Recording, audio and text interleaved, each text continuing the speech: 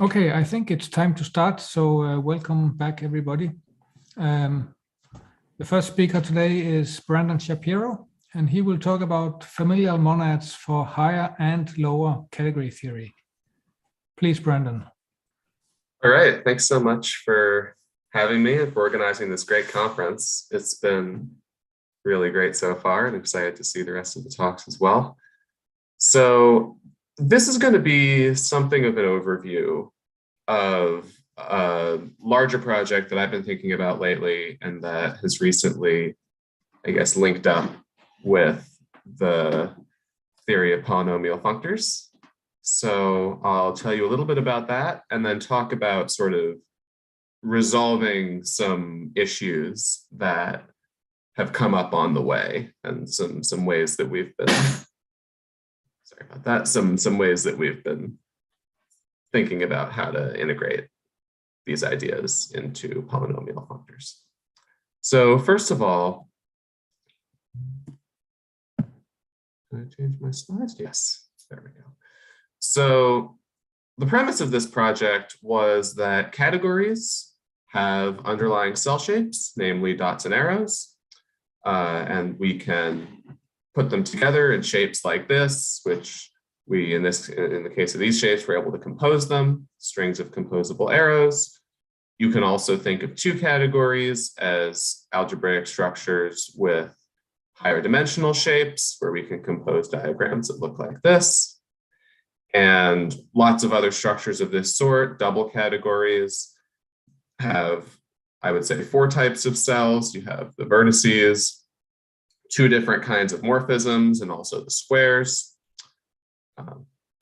And we can compose them, and we can compose the squares in grids and the arrows like those in a category.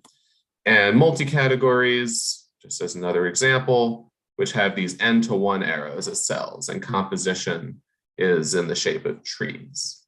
And my thesis project is on starting to describe the theories of these things in a single unified language. In many of these theories, we have certain constructions already, just sort of done by hand, like, you know, I'll talk about the free category monad or the free 2-category monad that these things are algebras for. And I also get into how you can do enrichment for these things in a very general sense, though I'm not going to talk much about that today. So to get a little more specific on what I mean by these different types, categories, structures with different types of cell shapes, I'll start with just 1 categories. So we think of the cell shapes as this category that in this case I call G1, where the cells are a 0 cell and a 1 cell in the sense we usually talk about, and we have the inclusion of the 0 cell into a 1 cell as its source and its target. And pre-sheaves on that category are just graphs. And I say graphs in what I call the category theorist sense, where you can have multiple edges or loops on vertices and so on. And given a graph X, we can talk about the free category on X, where we add in all possible composites and identities. And if X is a category, then we have a way of composing those. Any composable string of arrows has another arrow that we can compose it into. And we also have these identity edges. And so we can look at the structure of that monad. Vertices stay the same, we're just adding in edges. And in particular, we have an edge for each path in our graph, directed path in our graph. But we can break up those paths according to their length. So you can rewrite this set of paths in X as the disjoint union over natural numbers, including 0, which of length n paths. So it could be just a vertex, just an edge, 2 edges, 3 edges, arranged in this composable fashion that we're used to in a category. And so the set of the functors sending x to paths in x is what I call familially representable. There are also some other words for that I'll mention later. And it's represented by each of these walking length n paths. And the same for vertices. The identity on the vertex set is represented by the graph with just a single vertex. And the way you get the sources and targets here is by noting that each of these strings, so I'll refer to these graphs as strings sometimes, has a source and target vertex in the same way that the single edge does, which is hopefully clear from this picture. Each one you have sort of the ultimate source and the ultimate target of the string, and that tells you what the source and target of the composites should be. Now we can also do this for two categories. So I'm going to upgrade G1 to also include a new object, which here I'll write as 2. And we also have source and target inclusions from the 1 cell into the 2 cell. And there are some equations here that I'm not going to write down. If we look at presheaves on G2, we have what I call 2 graphs or 2 globular sets, where in addition to the vertices and edges of a graph, we also have these 2 cells between parallel edges with the same source and target vertices. So here on the right is an example of what that might look like. We have some dots and arrows, and we also have some 2 cells pointing in this case, different directions. And then we can use these to describe 2 categories in the same way as algebras for a monad on 2 graphs. And in particular, we want to think of that monad as adding in all of the composites of the 1 cells, just like we did in the free category monad, and also composites of the 2 cells. So in this picture, I sort of drawn in the top and bottom composites of the 1 cells. So there are certainly many more, sort of every combination of arrows in this picture. But then the 2 cells we get, you can see we have these 3 downward pointing 2 cells. We want to compose all of them up. That's the one I drew here. And all of the upward pointing ones compose as well.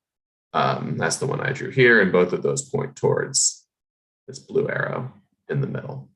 And there are some smaller composites along the way, any vertical pair, any horizontal pair, and so on. And the point is that this monad has a similar structure as the free category monad. So on 0 cells and 1 cells, it's exactly the same.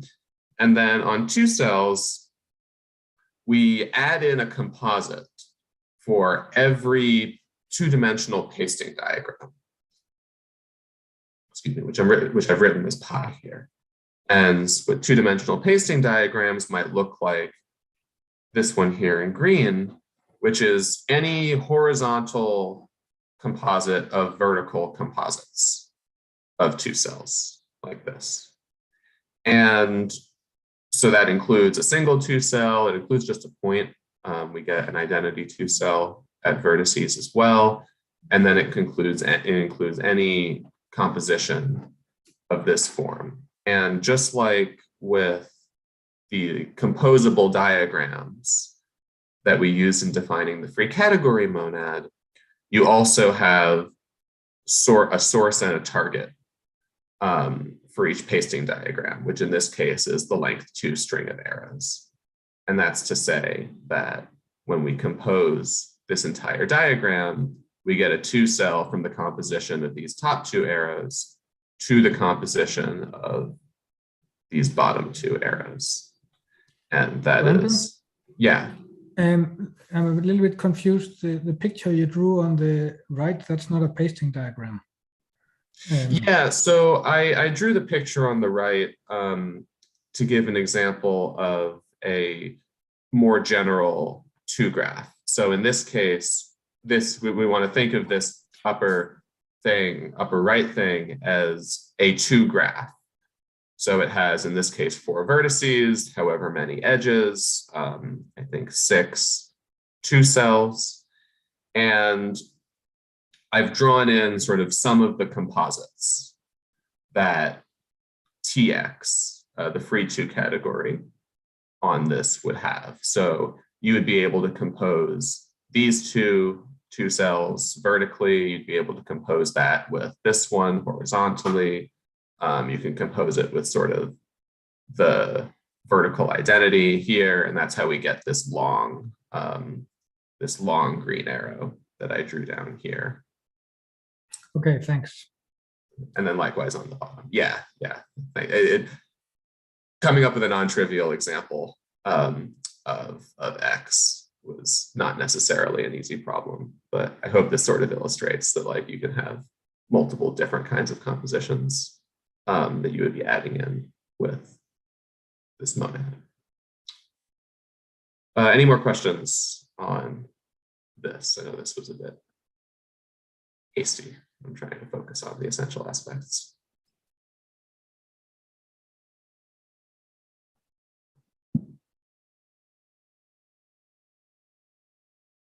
So Ben asked in the chat, is there a nice way to parameterize these pasting diagrams? And the answer there is yes. You basically have a number, which is the number of sort of horizontal positions. So in the one I drew here, there are 2 of them. And then for each position, another number, which describes the number of vertical cells in that position. So here it would be, there's 2 positions and the numbers would be 3 and 1. And you could also do that for any string of numbers.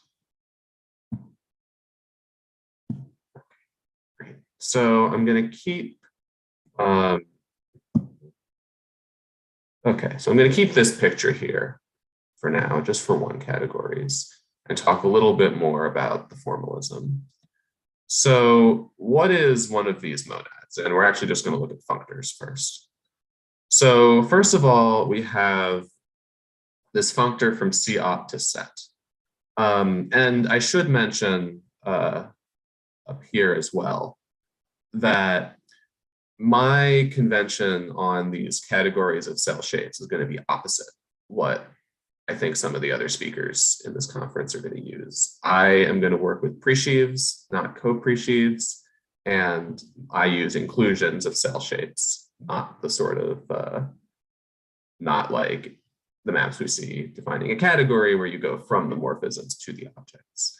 This is ultimately just a convention, but it's the one that I've used. Maybe it's because I sort of come from homotopy theory. And hopefully I'll be able to keep pointing out where it shows up to avoid any confusion.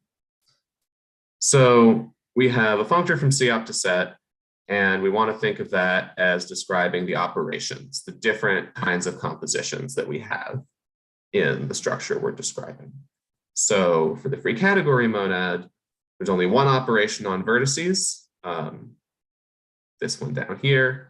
And there's natural numbers, many different operations on edges, one for each length of string that we are able to compose. And then for each of those operations, we get an arity, a diagram. So I will often call presheaves diagrams of cells. I'll try to keep saying presheave because I think that's more clear. But if I say cell diagram, that is what I mean, because that's really how I think of these things. And for the free category monad, we have that the arities are these paths, these walking paths of length n. And then for the single vertex operation, the arity is just a vertex. That operation will send each vertex to itself. And then given just this information, along with some functoriality. So you also need these, so when you're specifying the arities, you also need to specify sort of how each arity looks like the cell you're composing it into. So each string of arrows that you want to compose into a single arrow needs to have a source and target from 0. And on the previous slide, I showed a similar thing for pasting diagrams of 2 cells. You had a source and a target composite of 1 cells. And so this definition just of functors recovers the free category monad from the previous slide. It's slightly more general because we can now go from presheaves on D to presheaves on C by having our operations indexed by C and our arities coming from D. And we get a functor of this form, which I call familial, short for familially representable. It's also sometimes called a profunctor or a parametric right adjoint. But I'm just going to stick with the terminology I'm used to. And we can also talk about monads. So I'm going to say a familial monad is a familial endofunctor with Cartesian natural transformations, eta and mu, of the usual form. And I'm not going to get too much into the monad structure in this talk. I'll give a reference at the end for a preprint of mine that gets much more specific about how that works. But the idea is that for categories, multiplication is given by being able to concatenate paths in a graph into a longer path.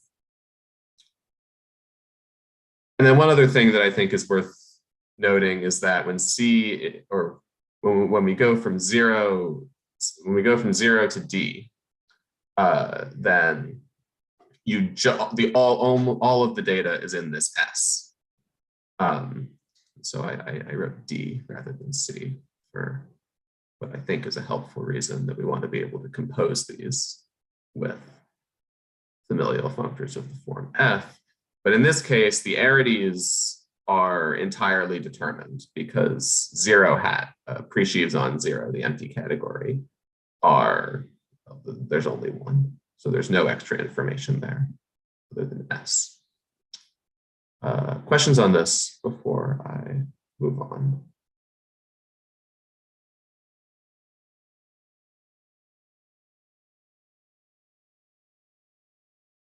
Well, feel free to chime in at any point. So one thing that I've recently realized, especially in talking with David, is that the things I've been thinking about in terms of these algebraic higher categories also fit into this polynomial ecosystem. So we have this category poly of polynomial endofunctors on set, and it has all kinds of different structures, and it's very useful for modeling lots of different things. And in this case, the most relevant structure is this monoidal structure where the product, which we write as triangle, is given by composing two polynomial functors, and the unit is given by identity. And so I'll summarize some sort of recent results on this, which are that comonoids in this category with respect to composition monoidal structure give you categories. That's a result of Osman and Ustalu. And Garner showed that if you look at bicomodules between these comonoids, and again, for my conventions, you need to include ops on these categories because Garner's result is for co-presheaves, and I am looking at presheaves. Then familial functors arise naturally from this theory. So I'm not going to get into what a bicomodule is in general, but it's a very natural thing to consider for comonoids in a monoidal category. And this result shows that these familial functors, at least, fit into the theory of polynomials. And you can also express the Cartesian monad structure very naturally in that setting. So I'll mention another thing that, so the reason I brought up this zero before is that bicomodules from zero to diop are just presheaves over D for exactly the same reason as above, since bicomodules are familial functors. And composition of bicomodules, which corresponds to composition of familial functors, also gives you applying a familial functor F to a presheaf X. And so this composition monoidal structure, along with the composition of bicomodules, which you can also define in sort of polynomial language, subsumes even just applying one of these functors to a pre-sheaf. And then I'll say something even vaguer. Again, I'm not going to get into the technical details of these things. This is, I would say, more along the lines of motivation, but you can also look at what I believe are called bimodules, but someone correct me if you think I'm saying that wrong, from between monads on these different categories in monads among bicomodules. So the identity monad on the terminal category, essentially, and a familial monad on a pre-sheaf category C hat. We can model T algebras for a familial monad T using this bimodule structure. And I learned this from David Spivak, and I think it's a really neat way of describing not just a single T algebra, but also the category of T algebras as the category of these bimodules from the identity on 0 to T within polynomial bicomodules, which arise from, all of this arises from the theory of polynomial functors. And so I'm hoping to be able to express a lot about higher categories in sort of in this poly language that is being developed. So I'm not going to say much more about poly after this, but before I move on, are there any questions on that? By algebraic higher categories, you mean something like the Tannen's theory of weak omega categories or something? Yeah, so that's definitely an example. And the way that I will sometimes define an algebraic higher category as just an algebra for some familial monad. And that goes a bit broader than what we usually think of as higher categories. And it's part of what inspired this lower category theory line in the title of the talk. But yes, so it definitely includes these algebraic weak omega categories. One of the ways that I've sort of pitched this is that we have very good technology already in terms of like the generalized operads used in defining those things for going from a strict higher category structure to various different kinds of weak higher category structures. And so I mostly think about strict higher category structures and using familial monads to define those. And then we can use existing technology to talk about weaker things. But a weak higher category in that sense is also, there will also be a familial monad for it. And there's some interesting interplay between whether like this approach of looking at all familial functors or an approach more in terms of generalized operads is better. And that kind of depends on the existence of some universal things that I won't have time to talk about here, but I'm happy to get into offline with anyone who's interested. Thanks. So unless there are more questions, I'll shift top focus again, sort of now going down into lower category theory, which is maybe better described as just algebra. We can rewrite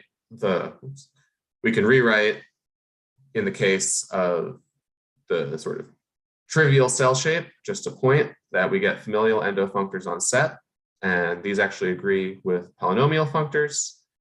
And we can look at some of the examples of familial monads in that context, namely the free monoid monad, where for each n, you can compose n elements So I write this underline n to mean the n element set. A monoid can be thought of as a way of composing n elements into a single element in X. And again, I'm going to sort of suppress talking about the monad structure there.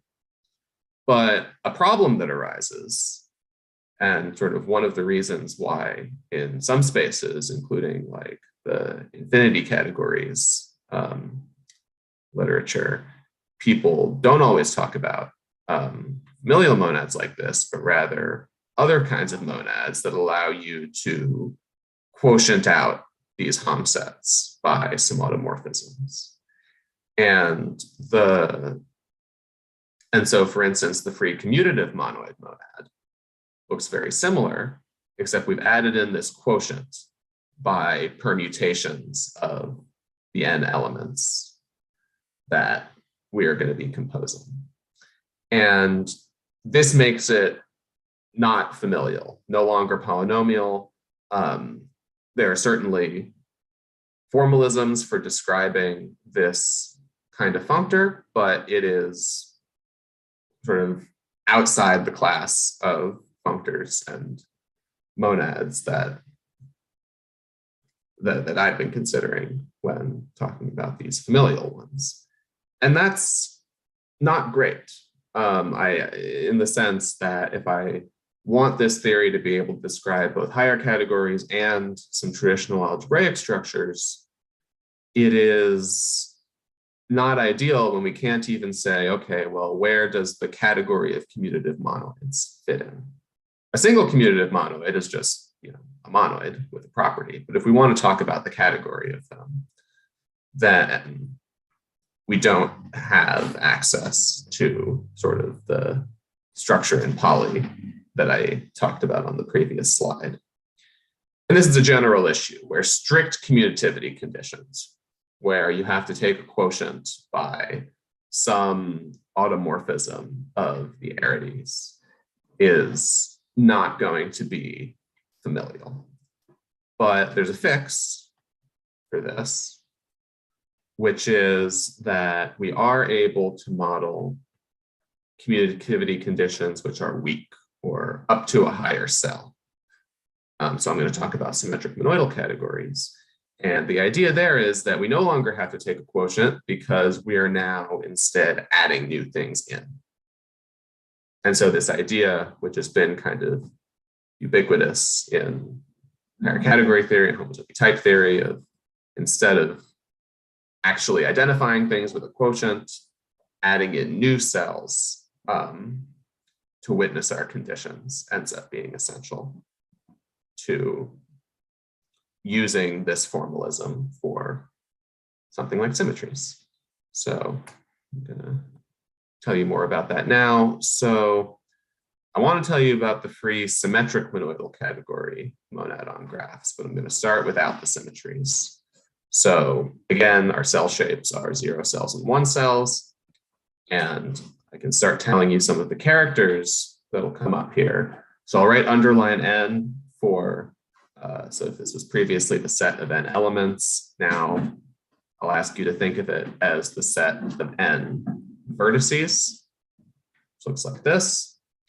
And I'll also use this sort of parentheses and vector notation to describe the disjoint union of n different of these walking paths, these strings of arrows, and they're all allowed to have different lengths. Here in M1 through Mn. And we want to think of these as just like, we have n different paths, and that's a perfectly good graph. And so we're going to use these to define our monad. So our operations are going to be just sort of indexing these different graphs. So in a monoidal category, we have an operation for composing n objects for each n.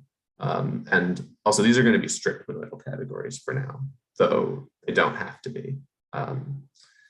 You can just as well model weak monoidal categories in this way, and many, many other different kinds. But for now, we'll assume they're strict. And so the operations on vertices are going to look like the operations in a monoid. And our operations on morphisms are going to be indexed by these graphs down here. So we have some number of paths and we have a length for each of them. So that's this set. And these source and target functions, which are now non-trivial, unlike for the free category monad, those are just going to pick out the number of paths. And I'll say more about why that makes sense in just a second. So we want to talk about the arities, and here it's just exactly these graphs that I've drawn. So the arity of the operations on vertices are for each n, you have the n vertex graph. And for each of these strings of lists of natural numbers, our arity is this graph, a disjoint union of paths of those lengths. And we want to think of these as the things that we can compose in a strict monoidal category. We can compose n vertices into a new vertex. So that's why we have an operation for each n with n vertices as the arity. We can, on morphisms, we can compose in the category direction, which I've drawn vertically here, but also in the monoidal direction. So if you have these n strings of arrows in a monoidal category, you can think of composing each of them separately and then taking the monoidal product, or some other order of taking monoidal products and composing as in a category. And in order to get sources and targets right, we also need to note that this set of n vertices includes as the source or target of this string. So you can include the n vertices into the first vertices of these or into the last ones. And this tells you, this will ultimately tell us that the product / composition of these strings of arrows is going to have source, the monoidal, the tensor product of its first n vertices, and target, the tensor product of its last n vertices. And so this is why for each operation here, its source and target operation is n vertices. It's about the number of things we're applying the monoidal product to. And then I'll just write down again this formula for the monad. Looks like the free monoid monad on vertices, and on edges, it sends for any arrangement of this sort, it gives a composite edge. And so algebras for this monad are strict monoidal categories, where for every arrangement of this, we have an edge, we have a choice of edge that we can compose it into. So again, I'll pause for any questions on that.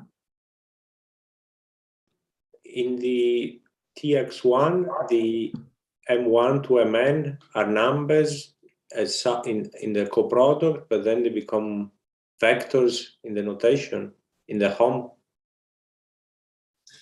Yeah, so that was meant to indicate that, so I use the vectors to denote these walking paths of length n. So we're sort of indexing them in S, and then the vectors denote sort of the actual graph. In some of these cases, including this one, it's more helpful to think of it as, well, we just have a list of these arities. But in other examples, it's nice to separate the sort of indexing set of the operations. And so I've sort of stuck with that approach, but you could equivalently just define it in terms of you have some set of arities and appropriate kinds of morphisms between them. I think in Leinster's book, that's how it's done. But yeah, thank you. Sorry if that was unclear. So this is where I'm starting when I want to talk about the free symmetric monoidal category monad. And so what I'm going to do is I'm just going to do that by editing this a little bit. So we're going to edit the list of operations to also include, so on vertices, it stays the same. we still just have one sort of monoid's worth of operations on vertices. But then on edges, we add in this extra component of a permutation on n elements. And so this is going to help us add in the symmetries. And again, we just forget about that when we're looking at the source and target operations. On arities, that won't be quite as easy anymore. So the arities work basically the same. If we have M1 through Mn, we still get the corresponding strings of arrows. The permutation doesn't change that. But what the permutation does do is it affects how the n source vertices or the n target vertices, in this case just the target, include into those arities. So I've added down here this sigma. So the idea now is that for this arity diagram indexed by sigma, we still include the n source vertices to the n vertices into the n source vertices on the top. But on the targets now, we actually permute these. And so I'll say in a minute sort of exactly what that gives us. But first, the punchline, which is that algebras for this monad are actually symmetric monoidal categories. And so you can see it in here. We've just added in, it looks the same on vertices. On morphisms, we've just added in this sigma. So we have a lot more morphisms now. And they sort of mediate between these different compositions on morphisms. But I don't think it's clear yet why this would have algebras that are symmetric strict monoidal categories. And when I say symmetric strict monoidal categories, I mean the symmetries are weak and the associativity in units are strict. So let me say a little more about that. So I'll keep this description in the picture, and then we'll write just this iterated tensor product for the n-area operation in the monoid structure on the vertices.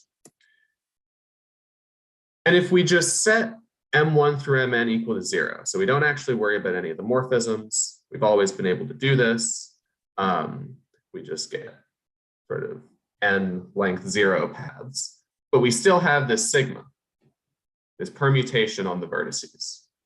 And so when we do that, we actually get directly the symmetry morphisms, where because these source vertices include sort of by the identity into these paths, then on the left-hand side, we just get the usual tensor product of n vertices, which I've written as Vn. But then the target of this edge that is added in by 0, 0, 0 sigma is the tensor product of those vertices permuted. And that's where the sigma comes in when we're defining how the arities relate to each other. And then, so maybe you're asking, all right, well, we have these symmetries and we have the sort of usual structure of a monoidal category. Why is there all this extra stuff? Why are we adding sigma for each length of arrows that we're able to compose in these strings?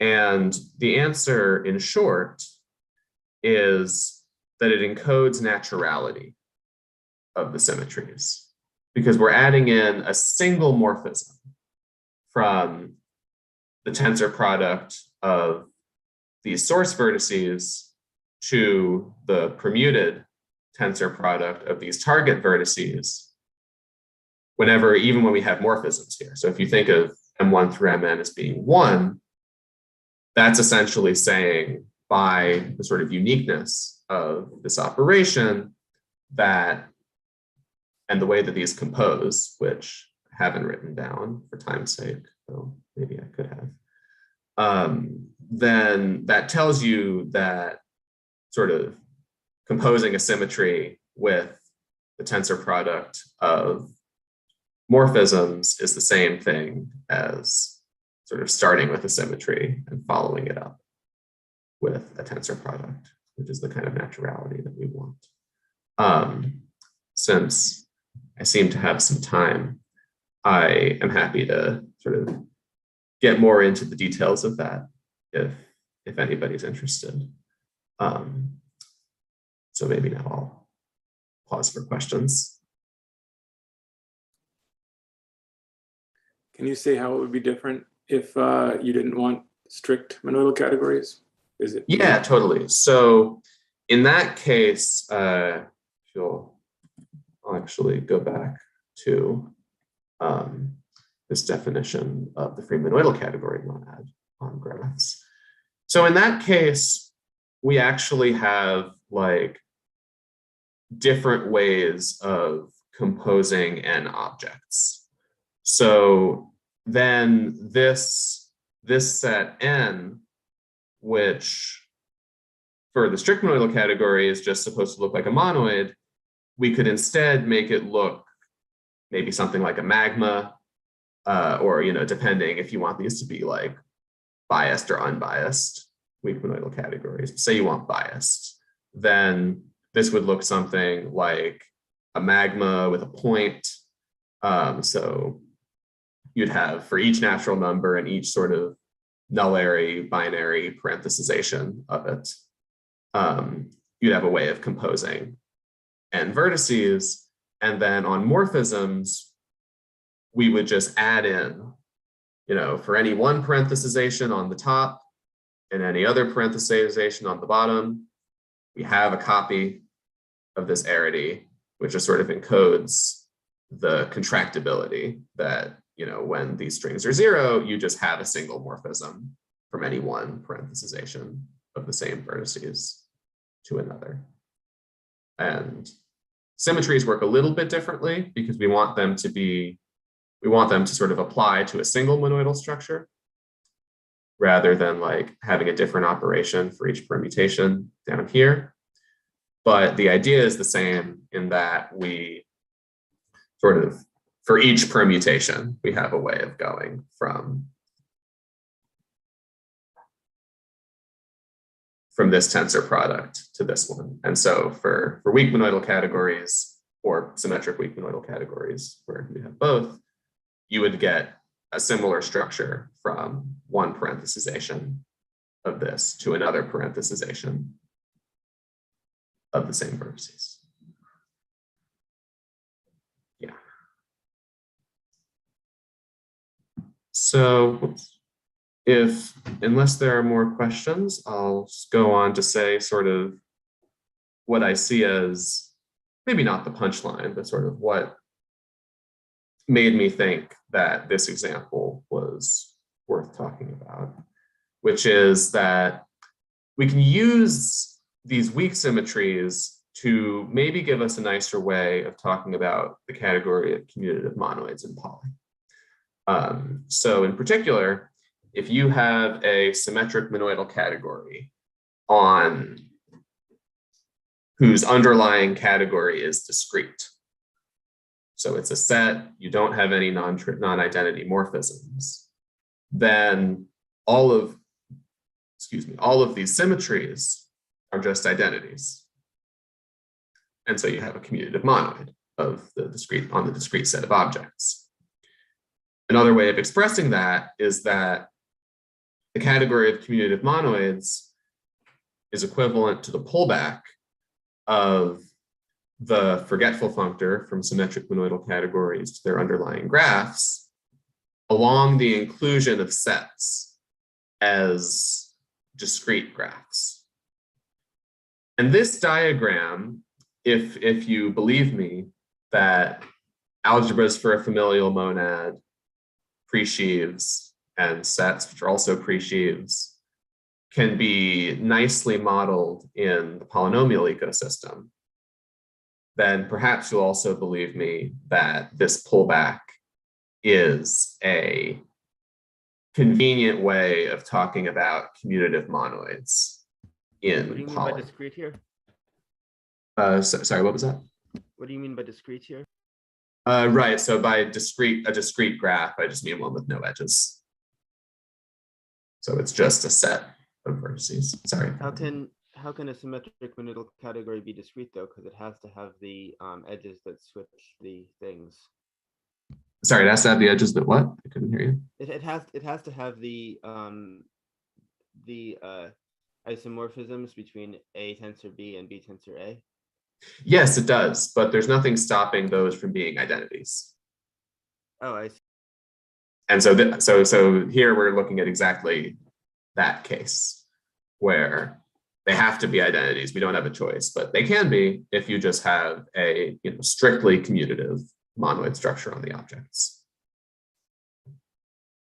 And so that's kind of what I like about this. The algebraic structure of symmetric monoidal categories doesn't assume any strict symmetries, but when you include sets into graphs, then the only the only symmetric monoidal category structures you get do have those be strict.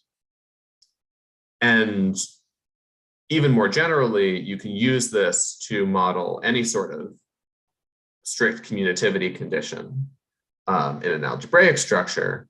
Well, I shouldn't say any without having written down what I mean by it. But most commutativity conditions I know of, you can model in a similar fashion by sort of replacing the free, in this case, commutative monoid monad with a monad on a pre-sheaf category with a higher dimensional cell shape.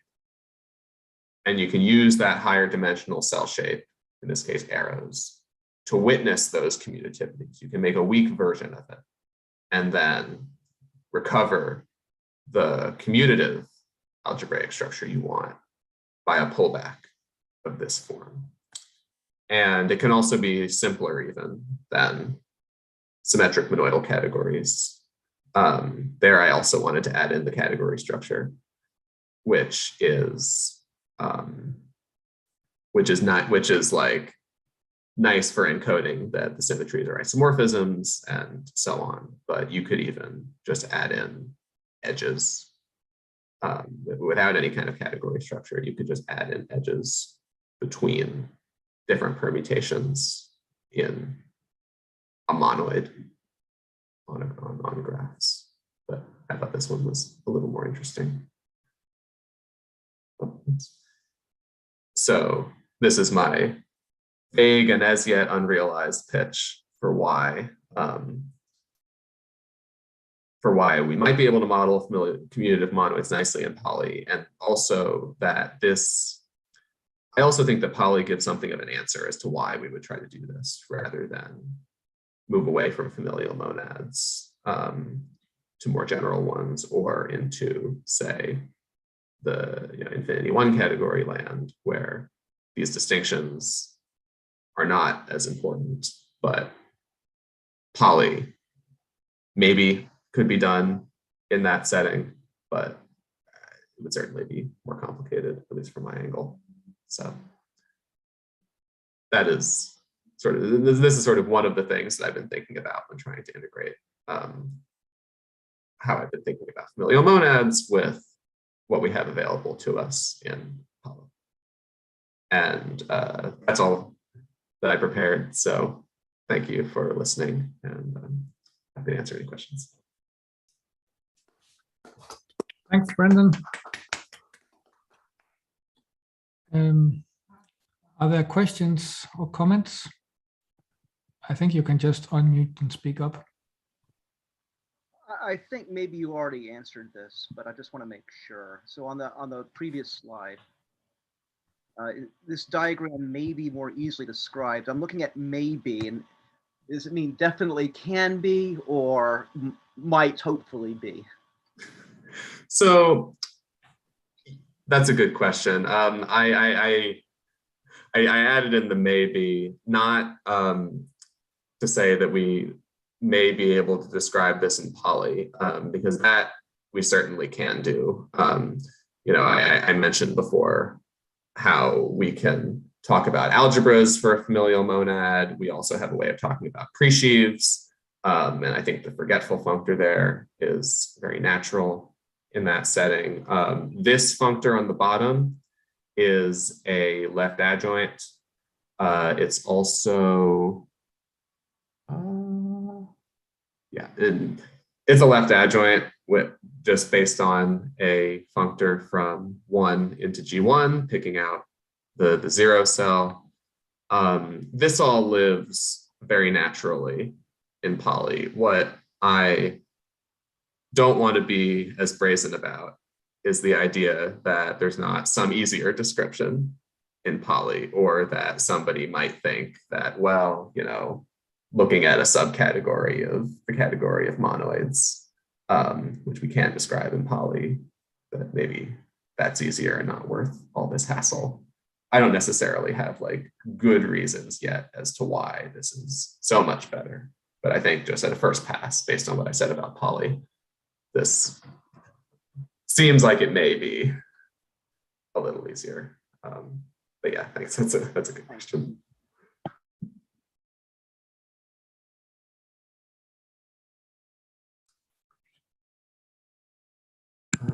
I can't see hand raises. I don't know if it's all in order. Hey. Can I ask a question? Sorry, who was that? Clemens. Oh, yeah, definitely. I would just know whether you have studied the relationship between your approach to higher algebra or higher category theory and Batanin's n-operats, because they are also somehow expressible as special monads. So I think it's very closely related to what you are doing. Did you study this? Yeah, so that's a great question. And the way that my answer to that is that the theory of n-operads and generalized operads more generally relies on a fixed monad to begin with. So it begins with the free n category monad, or the free omega category monad in the infinite dimensional case, and then uses the operad structure sort of relative to that monad to describe how different ways you might be able to make weak versions of n categories or omega categories. And you can do that for any monad or Cartesian monad. And in most of the examples of interest, that Cartesian monad is familial. What I focus on more is finding good choices for that monad, the strict thing. So one of the things that I started out by writing down was just what does it mean to describe one of these monads in terms of its operations and arities. And all of the ones that I'm thinking about, or mostly, are for strict things. So we know a lot about the strict n category monad, but we also want to have nice descriptions of the strict double category monad, the strict multi-category monad. Maybe some of those we already have. Given a general formula, you can write down new ones. And so I see this as sort of complementary to the higher operads theory, because I'm sort of interested in looking at different strict higher category structures, sort of what it takes to define them, what can we do with them, how much of category theory can we imitate there. And then the higher operad theory tells you how to weaken things. Does that answer your question? Yes, thanks.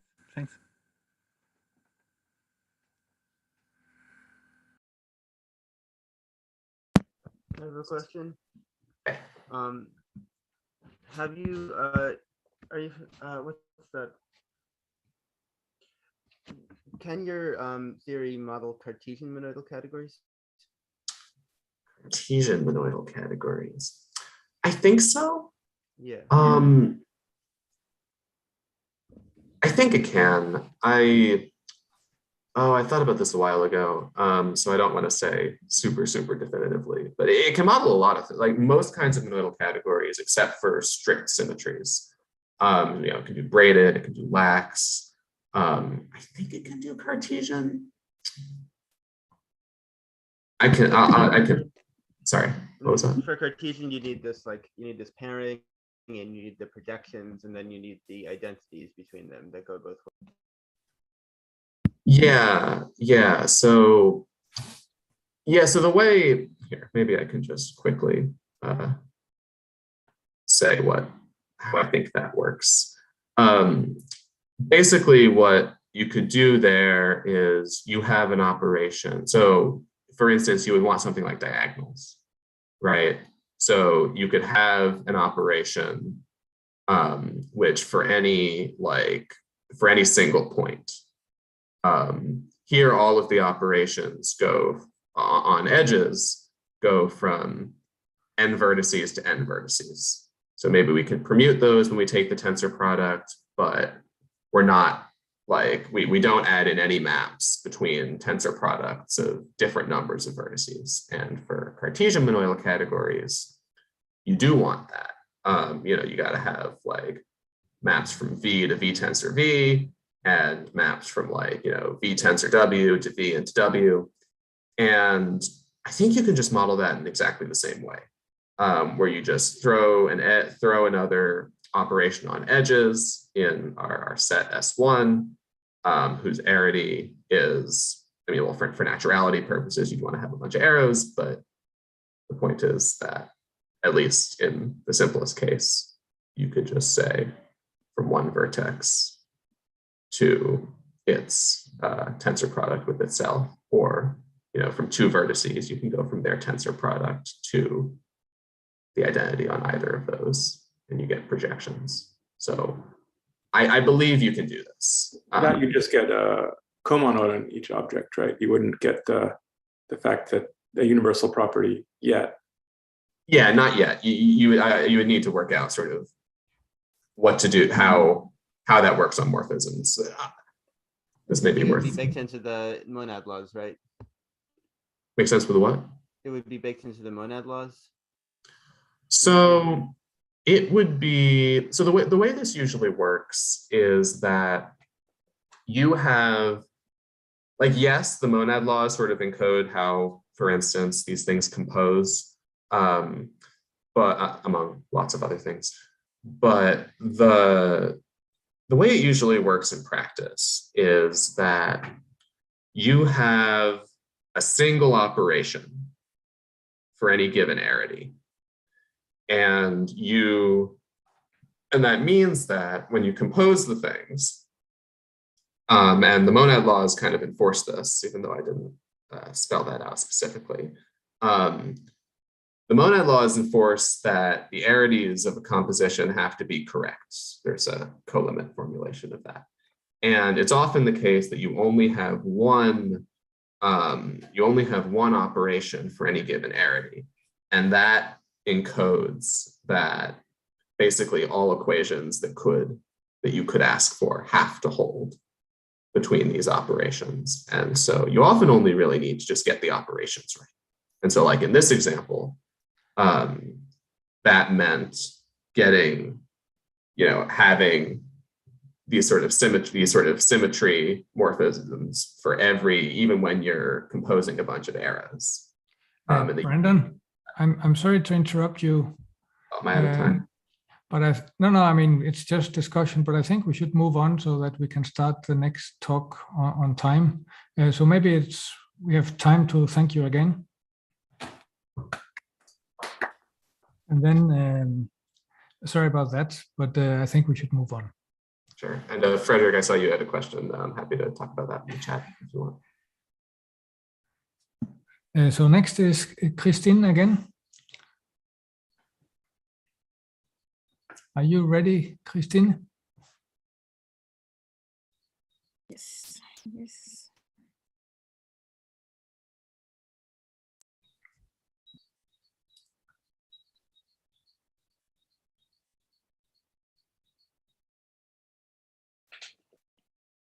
Okay. it looks good. So I think we are ready to continue. So Christine Vespa will give the third and last of her lecture series on Eilenberg-MacLane polynomial functors. So please, Christine. Okay, thank you. So from now, we see what is the definition of Eilenberg-MacLane polynomial functor. So yesterday I gave several properties. And today I would like to give classification results concerning these polynomial functors.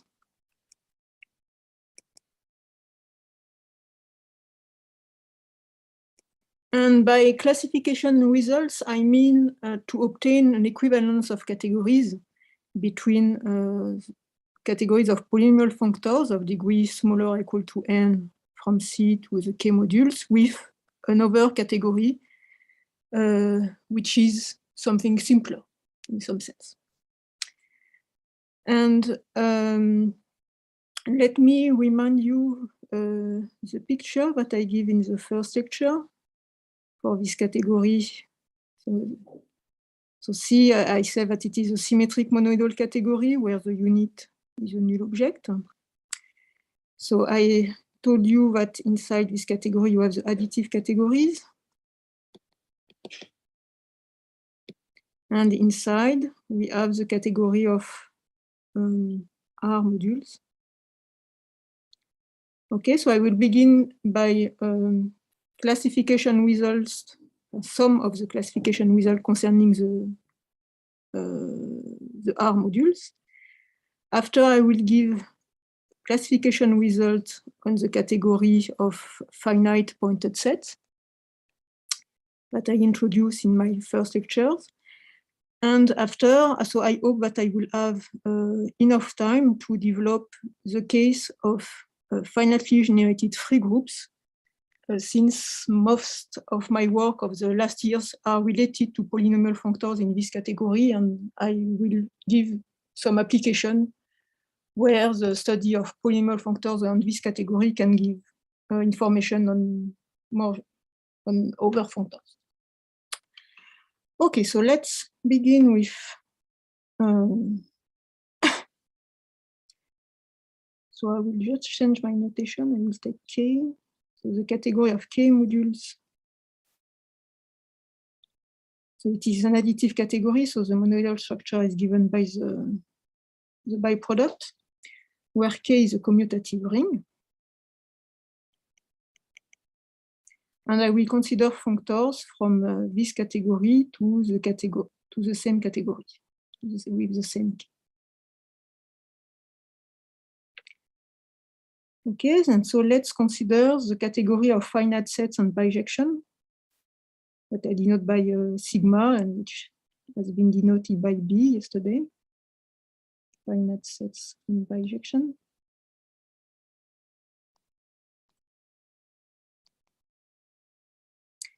And so we have a functor from the category of functors from sigma to the category of K modules, which is just a collection of representation of symmetric group. So to a functor on this category, I can associate the functors from the K module to the K module, sending the K module V to the tensor product of F evaluated on D, tensor over the symmetric group sigma D and V tensor. Okay, and so this is the same thing. Let me erase this. This is the same thing, but take the co-invariant by the action of the symmetric group. Okay, so here you have a quotient of the functor given by the tensor product between V times D. And so this functor is polynomial of degree D, as it is the composition of the n tensor power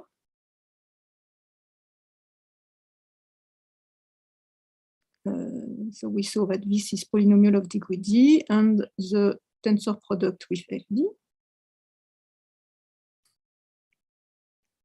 So we saw that this one is polynomial of degree 1, so the composition is polynomial of degree D. And we saw that the category of polynomial functor is stable by quotient. So here we obtain a polynomial functor of degree D. Okay, so we obtain like this a polynomial functor of degree D. And you can do the same thing for all the value of D, and so you obtain something in the product of this category. And now you can take the direct sum. This will give you a functor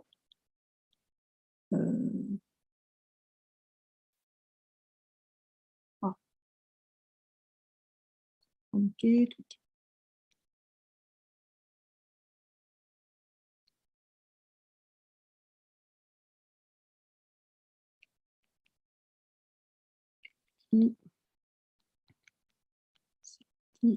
P 1030. Okay, and so what I would like to explain now is that if K is equal to the rational, these constructions induce an equivalence of categories for the polynomial functors. Okay, so we will have that all the polynomial functors are obtained by this construction, so theorem. So for M, functors from K modules to K, where K is equal to Q, polynomial of degree D.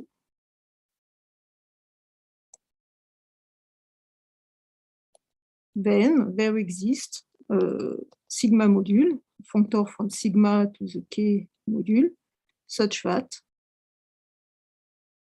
your polynomial functors in the sense of Eilenberg-MacLane is equal to a functor of this type.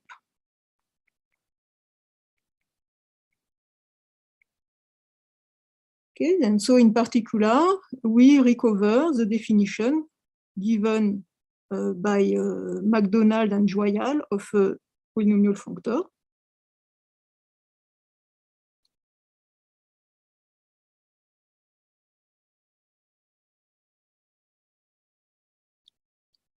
In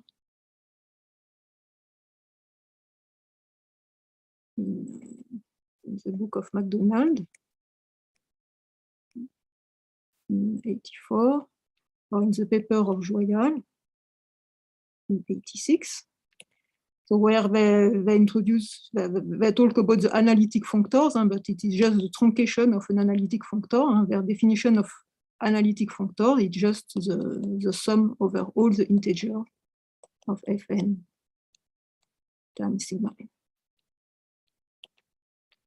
Okay, and so in fact, for the rational, we have that the category of functors from the Q module to Q module is semi-simple. So all these functors can be described as a direct sum of simple functors. Okay, but in fact, this theorem is not true in general.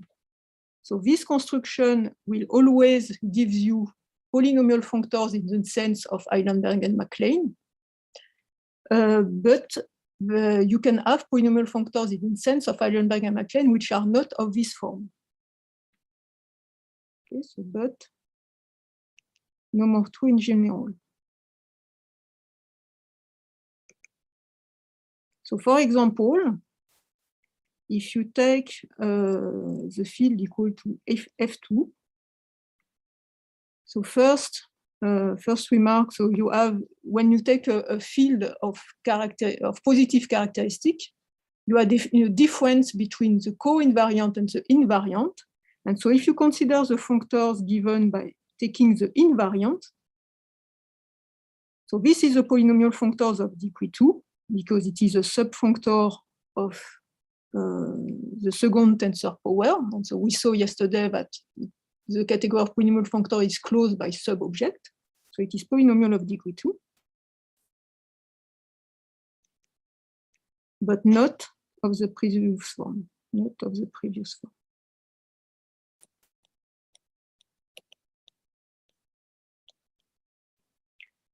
And we have also that the category of functors from F2 vector space to F2 vector space is not semi-simple.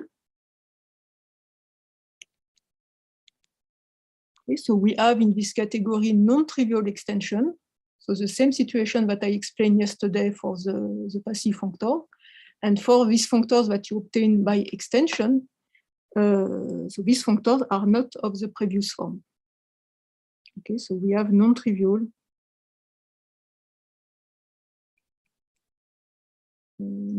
extension.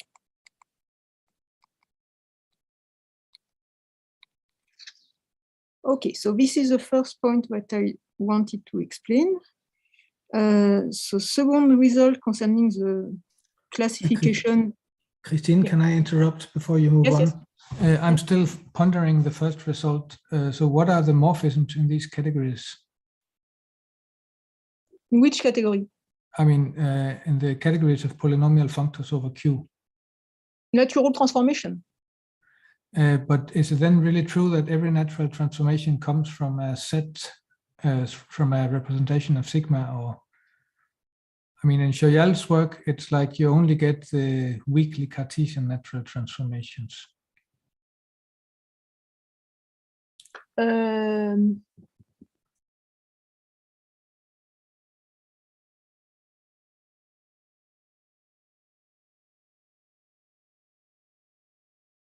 I don't. So you are saying that in the work of Joyal, the natural transformation are not all the natural transformation? Well, I'm a little bit in doubt because he has the set setting and the vector space setting. But I definitely know that in the set setting, you only get the weakly Cartesian natural transformations.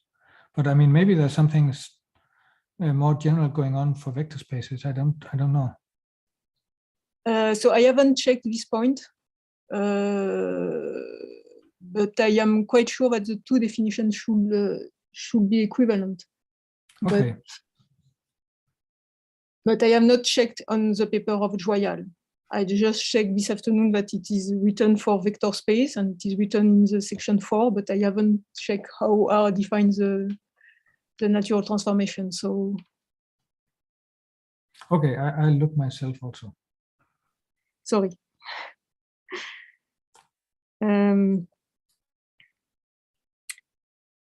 Okay, so the second result that I wanted to explain is what's happened for the polynomial functor of degree 1 in this setting. So it is, so I will give the Eilenberg-Watts.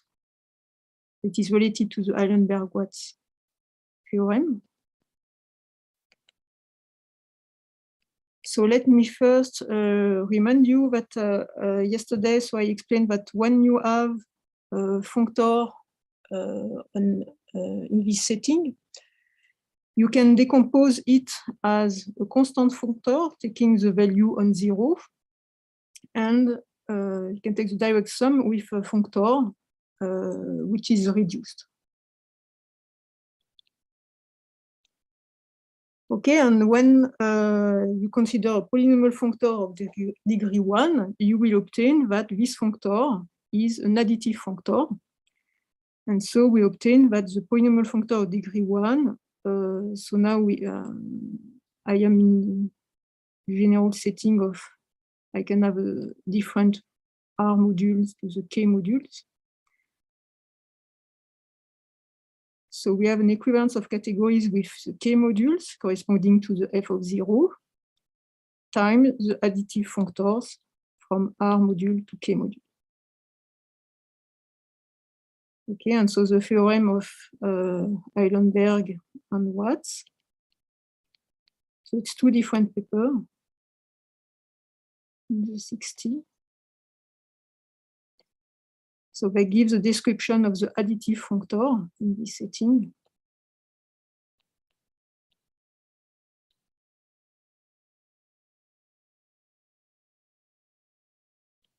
Okay, so what can you do? So you have a functor, you can evaluate it on R, and so you will obtain a structure of R modules coming from this R and the structure of K modules. So you have something like this.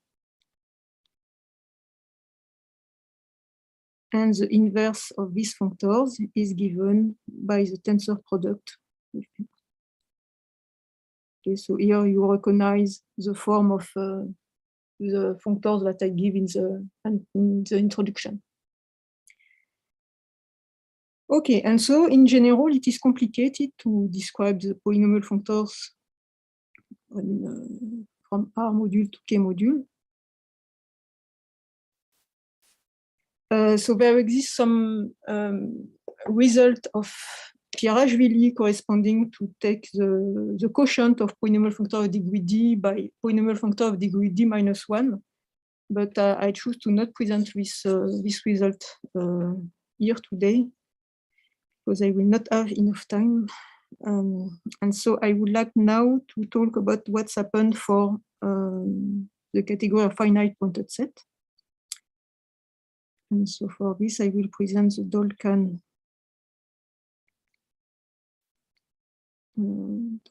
type theorem. Pierre-Achvili.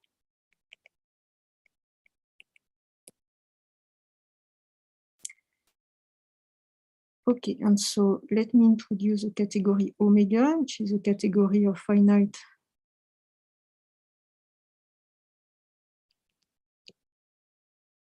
sets and surjections.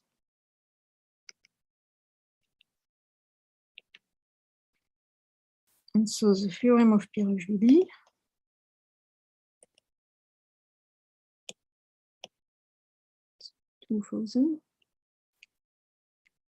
it says the following. So you have the category of functors from, so let me recall that the category of gamma, it was the category of finite pointed sets and finite pointed set.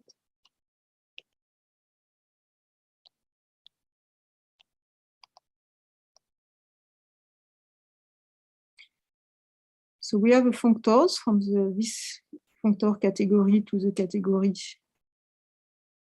of functors from surjection to the category of abelian group, which is given in the following way. So for functors from gamma, so you want to compute the evaluation of your functor on omega, and so you can take the n cross effect of your functor f gamma, and you can evaluate it on each variable. So we saw that here you obtain a functor in n variable, and for each variable you evaluate it on 1. Okay, and so this in fact is functorial. So here you obtain a sub-abelian group of f of n. So this is, and it gives something functorial. And the theorem of Pierre-Achvili says that you obtain like this an equivalence of categories. And so I said at the beginning that by a classification result, I would like to have an equivalence of categories with something simpler. So why is it simpler to work with the category of functors from surjection?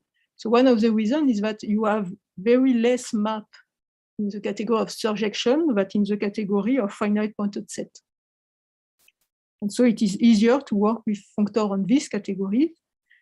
And in particular, this equivalence of categories, if you look at what's happened for the polynomial functors of degree smaller or equal to 2D,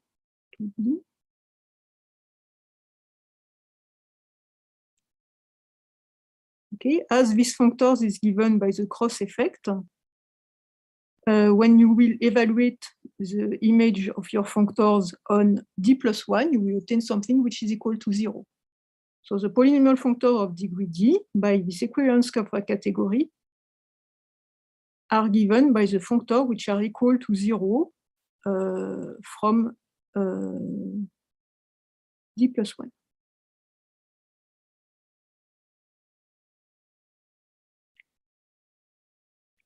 So for example,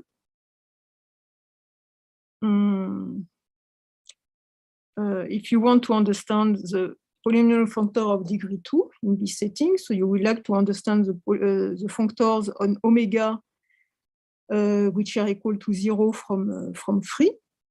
So on omega, so you have one map from 2 to 1. And you have the action here of the symmetry group. So you have a map from 2 to 2. And so after I said that it is equal to 0, so I don't write what's happened for 3 and so on. And so here you have a K module corresponding to the image of 1. You have another K module corresponding to the image of 2. A map P corresponding to this map, and a map T here. And you have the condition that T2 is equal to either identity. Okay, so polynomial functors of degree 2 on gamma correspond to things like this. So this corresponds to functors.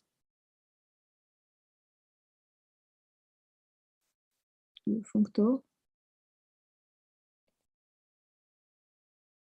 All the functors, in fact, in polynomial functor of degree 2 are in this shape.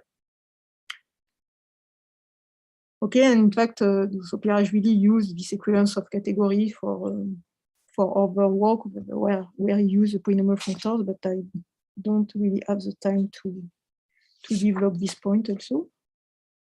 And so now I would like to talk about what's happened for the free groups, finitely generated free groups.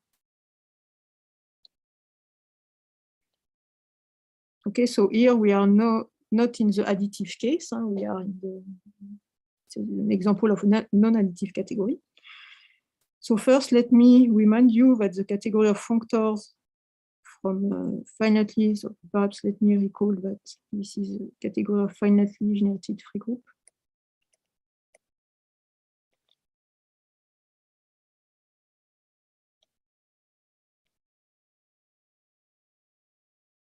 Okay, and so Fn is a free group generated by n generator.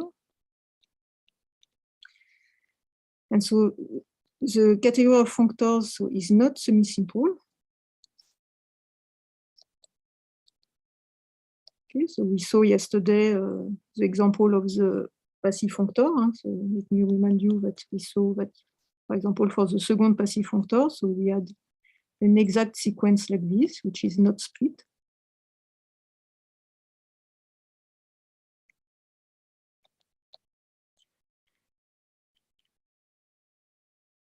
And so let me write. So we have, so we saw that the polynomial functors of degree d-1 is a subcategory of the category of polynomial functor of degree d. And now you can take here the d cross effect of your functor and evaluate it on z, on each variable. So you will obtain something in the symmetry group. And in fact, in a paper with Aurélien Jamin, which is not completely on polynomial functors, so we used the polynomial functors in order to compute the stable homology of the automorphism group of free groups, but it's another story. So we prove that this gives rise to a recollement diagram. So I will explain what is a recollement diagram. There is a recollement diagram.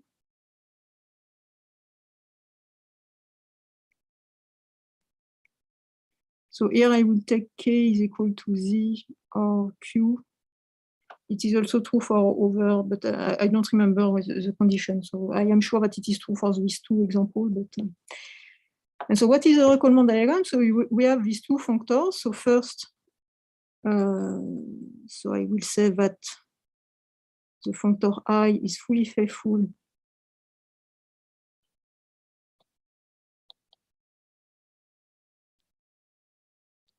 and its image is a kernel of the D cross effect.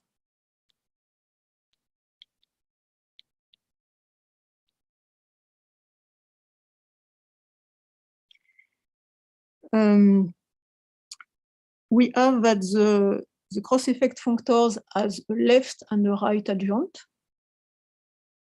So we have left adjoint and right adjoint.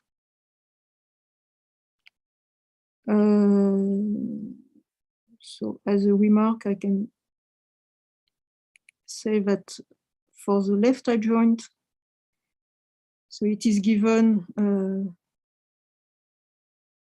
as the functors that I give in the beginning, as a tensor product between this sigma d module with, so here it is the abelianization, the linearization of the abelianization. So I introduce the abelianization functors, and you can take the linearization of this functor. And you take the n-tensor product of this functor. Okay, so we have these two adjoint functors. So to have a recollement diagram, we need also that the unit of the adjunction between alpha d and the cross effect is an isomorphism.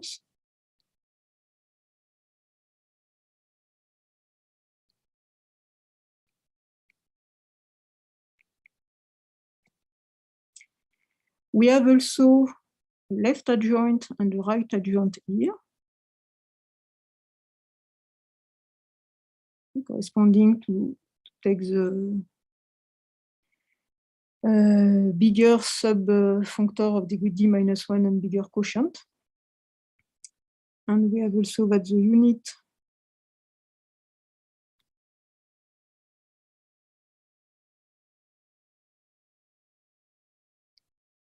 is an isomorphism. Okay, so this is a definition of what is a recollement diagram. And so the theorem says that here we are in a situation where we have a recollement diagram. And so when you have a recollement diagram, it tells you that the quotient of polynomial functor of degree d by the category of polynomial functor of degree d minus 1 is equivalent to the over category in your recollement diagram.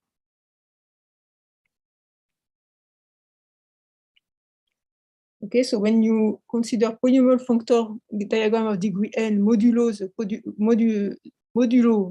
polynomial functor of degree d minus 1, you just obtain the module over the symmetric group. Okay, and so using this recollement diagram, we obtain the following corollary, which is really useful to study polynomial functors on free groups coming in over context.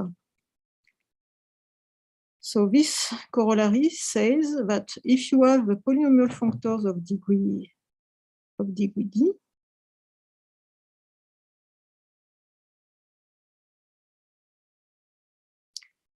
so you have a natural filtration, so given by polynomial, given by the recollement diagram, there is a natural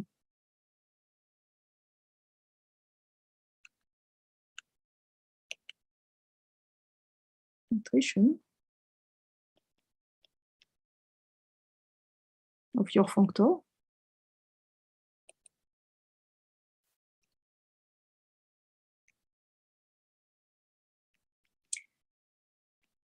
So where the functor ft is the kernel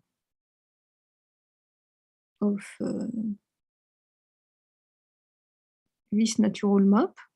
Okay, so let me recall that the functor q is the left adjoint here. So you go to the left adjoint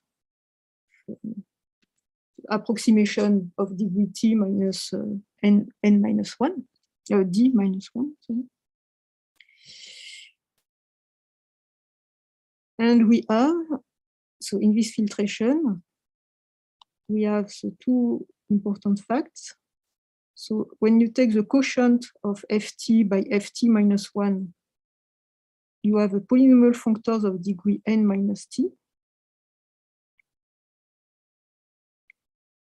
which come from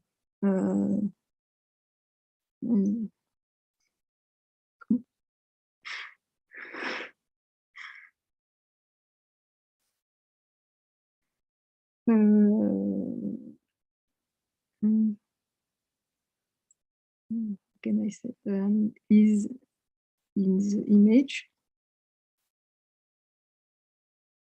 of the functors from abelian group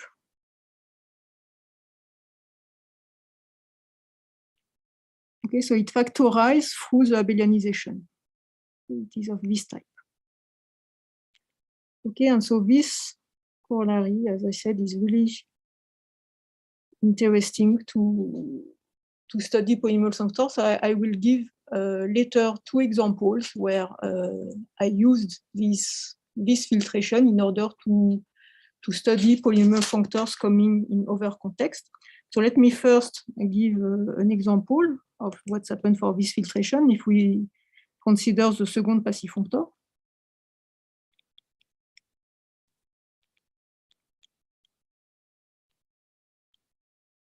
Okay, so this filtration, so you will have, so here we have F2.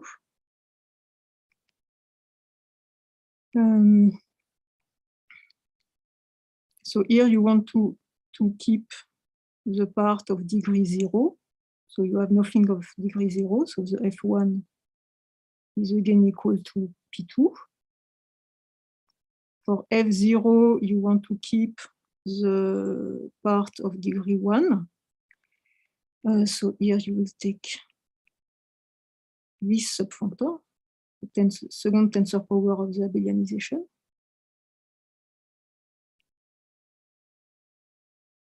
And the quotient, so you have that P2 over so is just the abelianization, which is a polynomial functor of degree 1, as we saw previously.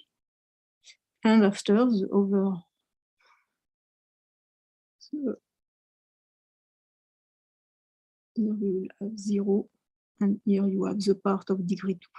Okay, and so the second tensor power of the abelianization is a polynomial functor of degree 2.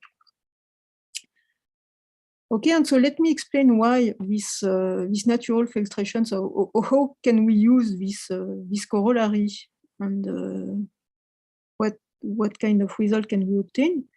So when you take k is equal to the rational, we have that the polynomial functor.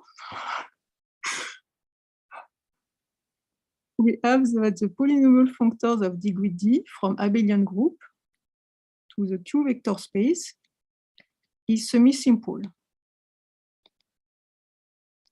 Okay, and so let me remind you that the quotient of the layer in this filtration are functors factorizing through the abelian through this category. So it is semi-simple, and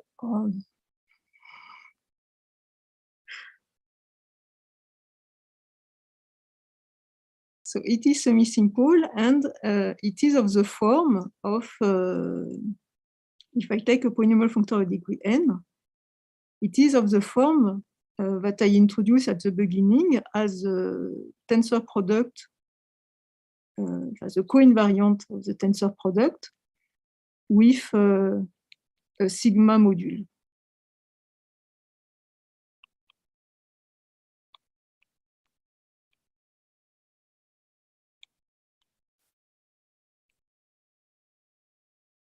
Okay, so when you have a polynomial functors of degree d on groups, so you can first consider this filtration and study the layer of this filtration. And using representation theory, in good cases, you are able to compute the simple functors appearing in these layers. And so you can obtain like this the composition factors of your functor. Okay, so all the simple functors appearing in the structure of the functor f. And once you understand all the composition factors, you would like to understand how these composition factors are glued together by extension. And for this, so what we know, so I computed so all the extension group between the abelianization functors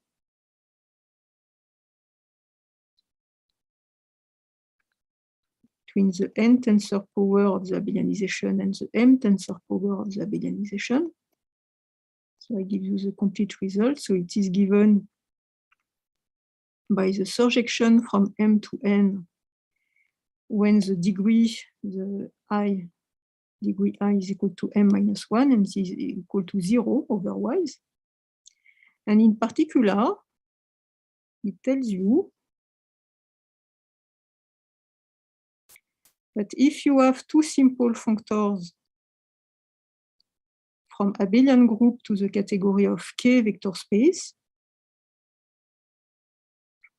the X1 between the two functors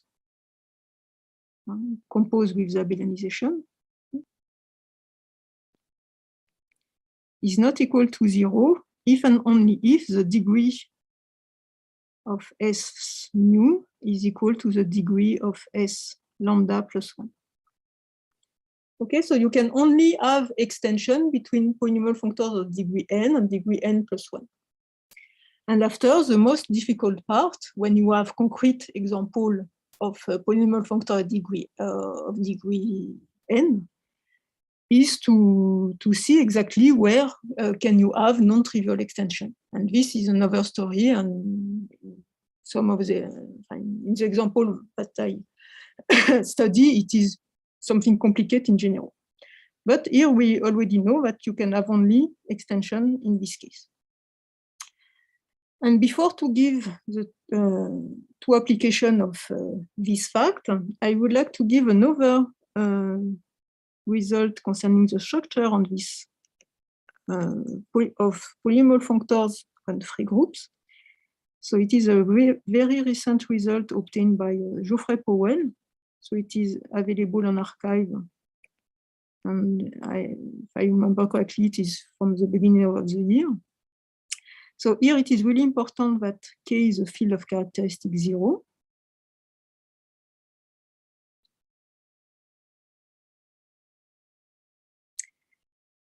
And so what is this one? So it says that there is an equivalence of categories between the analytic functors, but here you have the contravariant functors and finitely generated free groups to the category of K modules. So here it means analytic functors. So I will explain what do I mean. Okay, so the category of polynomial functors of degree D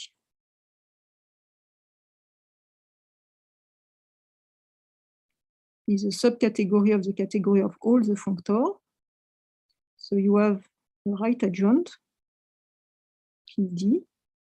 So you have the polynomial approximation of your functor. And your functor is analytic if your functor f is a colimit of this polynomial approximation.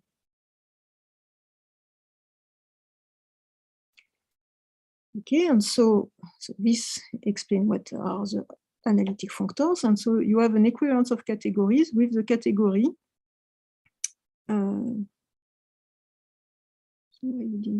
F Li.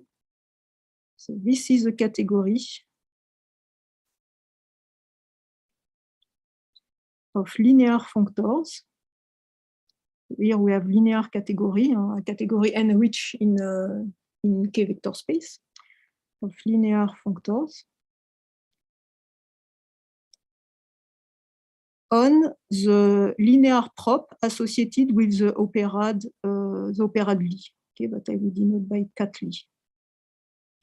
Okay, so this is a linear prop associated to the operad Li. So let me remind you what does it mean. So it is a prop first, so the object are just the integer. And the morphisms in this category are given by the direct sum of, you take a morphisms of finite sets from M to N. And for each the fiber of these morphisms of finite sets, you will choose an element in the Lie operade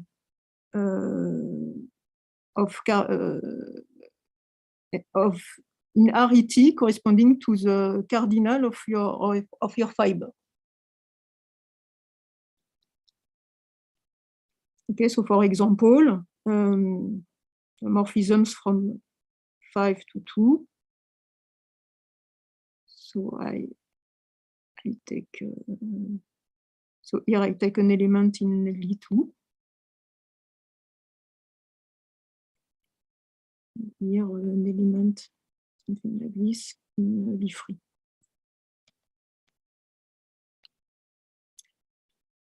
Okay, and so this functors is defined using again the cross-effect functor. So a functor, an analytic functor in this category F is sent to the linear functor, which on N it is given by the D cross-effect of the D approximation of your functor F, evaluated on later what I write Z and okay, so this is what's happened for the analytic functors. And so when you restrict this equivalence of category to polynomial functor,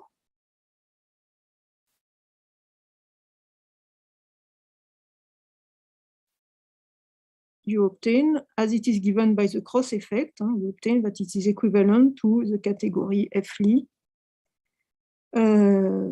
where your functors are equal to 0 from D plus 1. Okay, and so here again, so this theorem is really in the same nature that the Dolkan theorem of Pirashvili, since this category F-Lie is simpler than the category of functors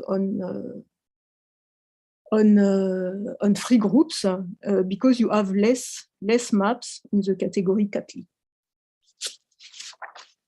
Okay, so let me now give two applications. So as I said in the introduction, so Eilenberg-MacLane functors are a very efficient tool to study polynomial functor arising naturally in different contexts.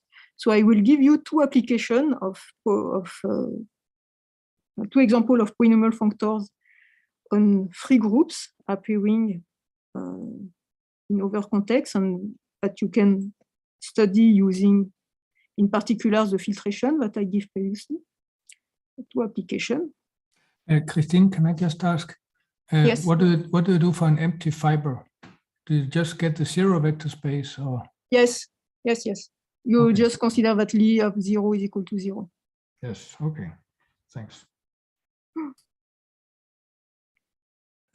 Another question, Christine. Yes. Is same equivalence true if we replace if k equals z? If k is equal to z? Oui, yes. No. It's really important to have a field here. Yeah, but z is also of characteristic 0. It's not a field, it's just integers. Yes, but you need to have a field here. You need to have a field, okay. Yes. It's really important because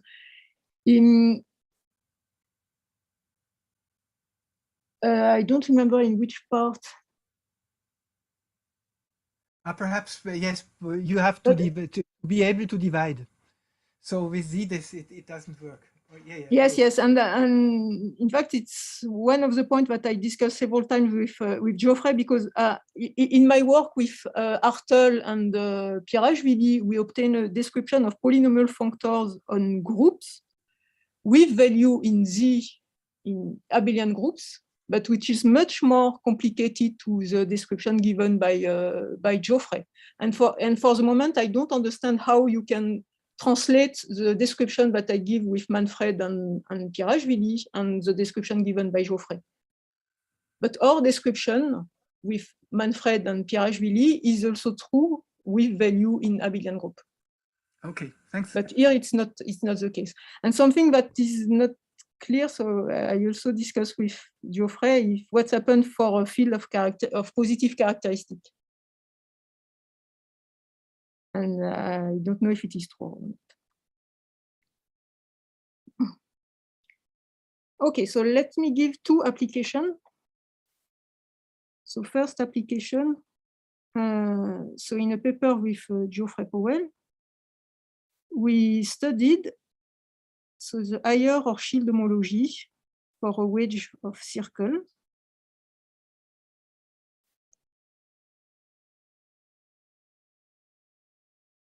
Homology.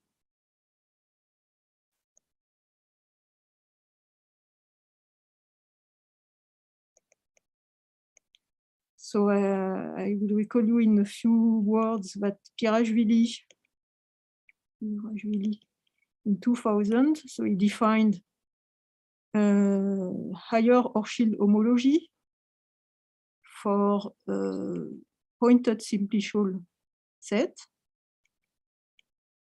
Okay, so it is. So here for people who knows, so this is the Lode functors.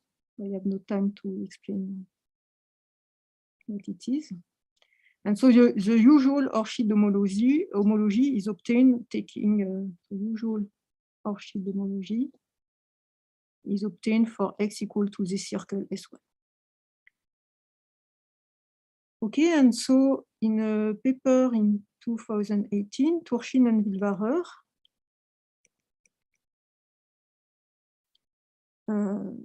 study the higher Hochschild homology for x equal to a wedge of d copy of the circle with coefficient in the Lode functor for the dual number.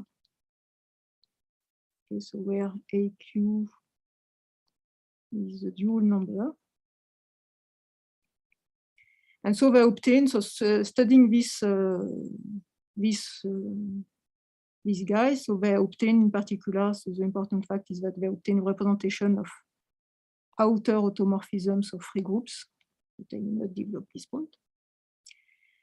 And so the important remark, the important but simple remark for the sequel is that the wedge of d copy of the circle is the same thing that the classifying space of the free group in d variable. See, here it is a classifying space.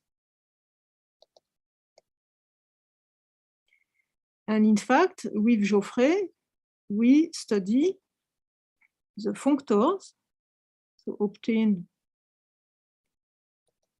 taking the classifying space. So it gives you a functors on the category of finitely generated free group to the category of Q modules. And we prove that when you look at the D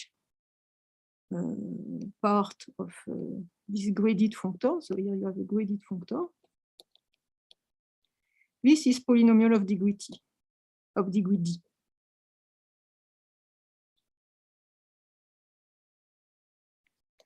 Okay, and so after that, so we use the filtration that I explained before. So we study the layer of this filtration in order to obtain the composition factors. And after, so we cut also these functors in smaller parts, which are easier to understand. But using the previous tool that I explained for the polynomial functor in this setting, we are able to give information concerning the structure of this functor. And in particular, we generalize the result obtained by Turchin and Wilvarer. So this is the first application that I wanted to explain. So I would like to explain a second application related to the Jacobi diagram.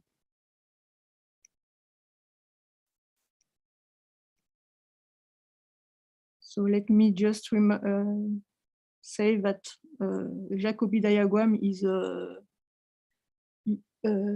unitrivalent graph. Okay, you can have graph with trivalent vertices of univalent vertices. And you take the quotient with by some relation, but I will not. And so in a recent paper by Shapiro and Masuyo,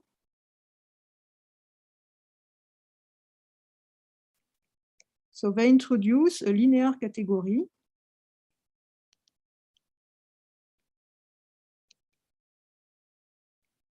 so of Jacobi diagram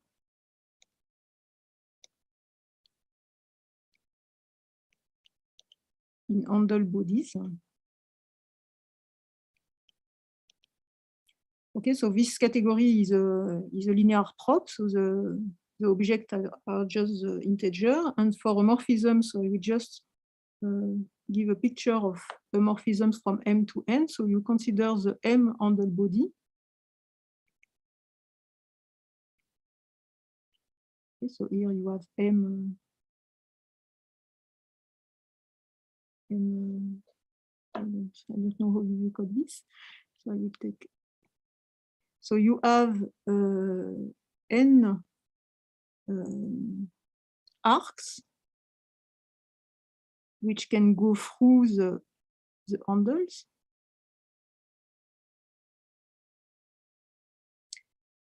And you have Jacobi diagram on which are glue where the univalent vertex are glue to the arcs.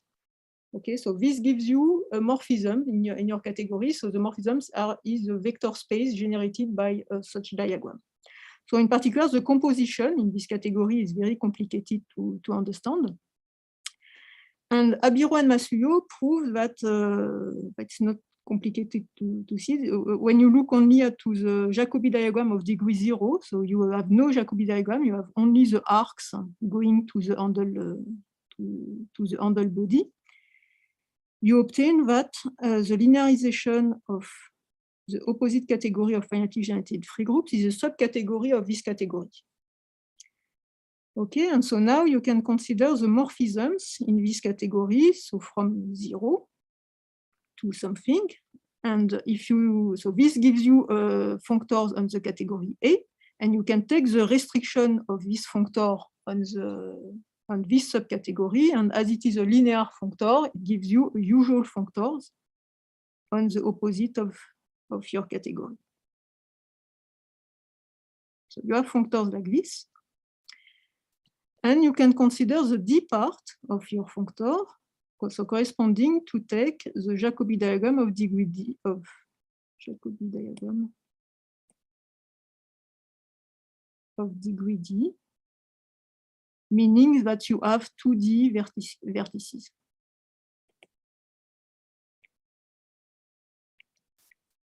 Okay, and so in a recent series of papers, so Katada, so she's a student of Shapiro,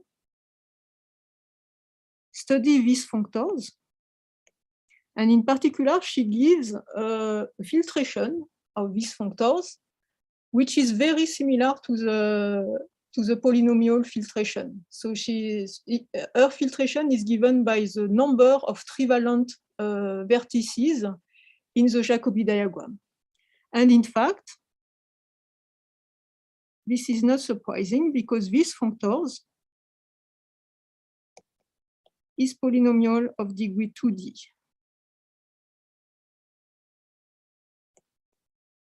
And so you can use this filtration, study the layer in order to compute the composition factors of your functors, and after you can study how they can glue together.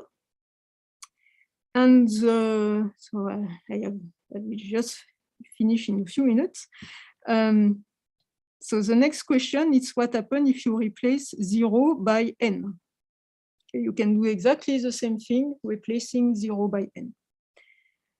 And in this case, these functors is no more, is not polynomial. But you can define a subfunctor of these functors. but I did not like this.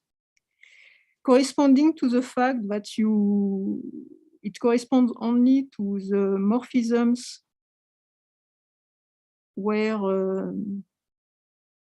the arcs doesn't go through the handle. So you have only things like this. And you can have Jacobi diagram also. You can have Jacobi diagram like this.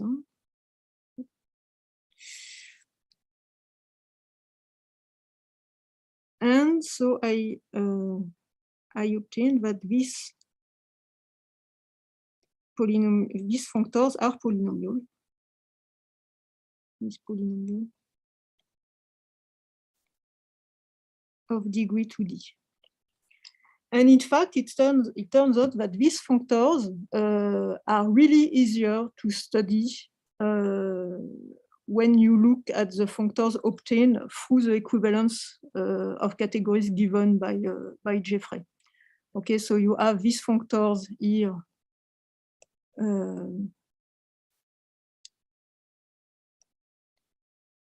A, D, and 0.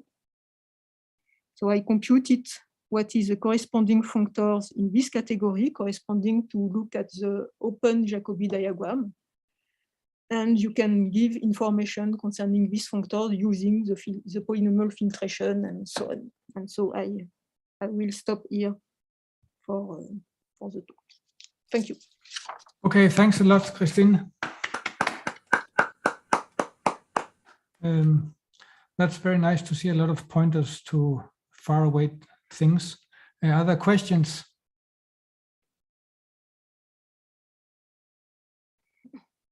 Maybe I have a question now that you have this on the screen. So this Hochschild cohomology with coefficients in the Laudet module, I think it's closely related to the moduli space of curves. Do you get some polynomial result for the cohomology of the moduli spaces of curves?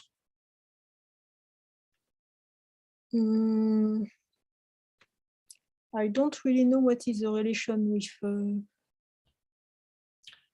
I think it has to do with the fact that these wedges of spheres, of circles, they are sort of like a dual graph of a curve of genus D. Mm-hmm. And then somehow this Laudet module gives relation to the cohomology of the moduli space. I'm not an expert in this. I just heard it recently, so I was wondering.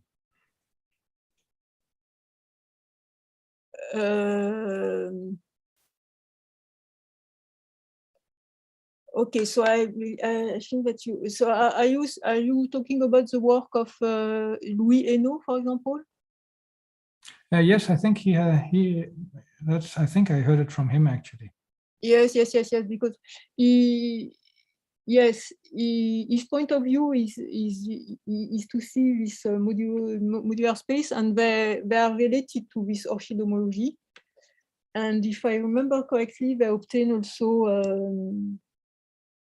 polynomial functors, and I don't exactly remember, but they are related. Yes. Okay. Thanks.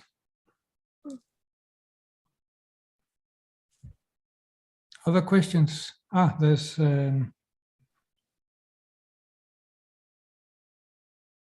there's a question. I don't know exactly what it is. It's about, did you not mention Girard analytic functors? I don't know what are Girard analytic functors. Maybe we should let Paul Taylor answer that question. I think Paul is an expert in Girard analytic functors, if his microphone works. Or maybe he'll say something about it tomorrow.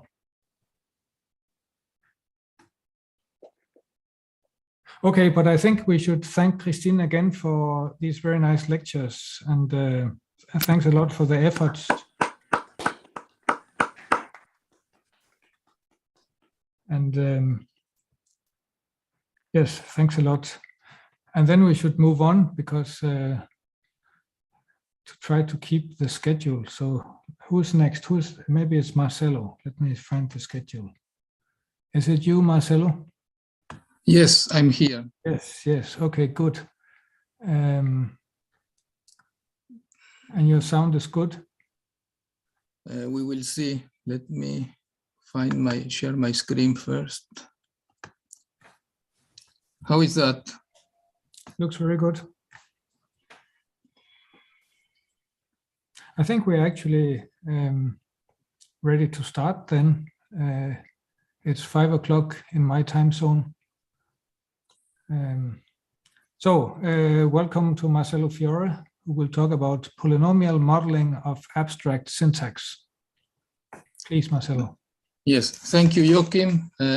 Thank you for having me, you and David, and it's a pleasure to be here. What I want to,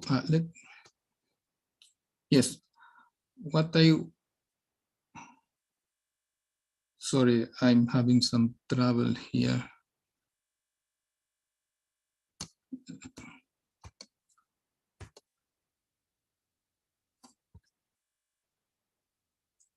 Okay, so I would like to, first of all, explain what I'm going to talk about, which is mainly about an application of polynomial functors.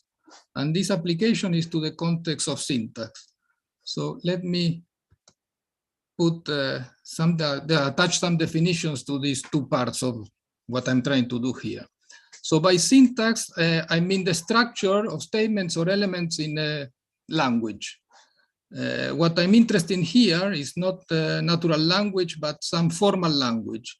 And these formal languages will come from mathematics, from logic, also from type theory, in the kind of same vein that Steve talked about, and even from programming language.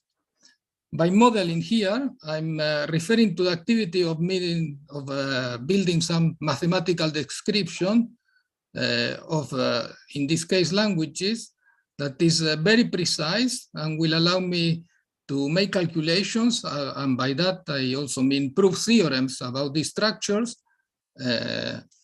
and make predictions in the sense that I will be able to say how these systems behave. Now,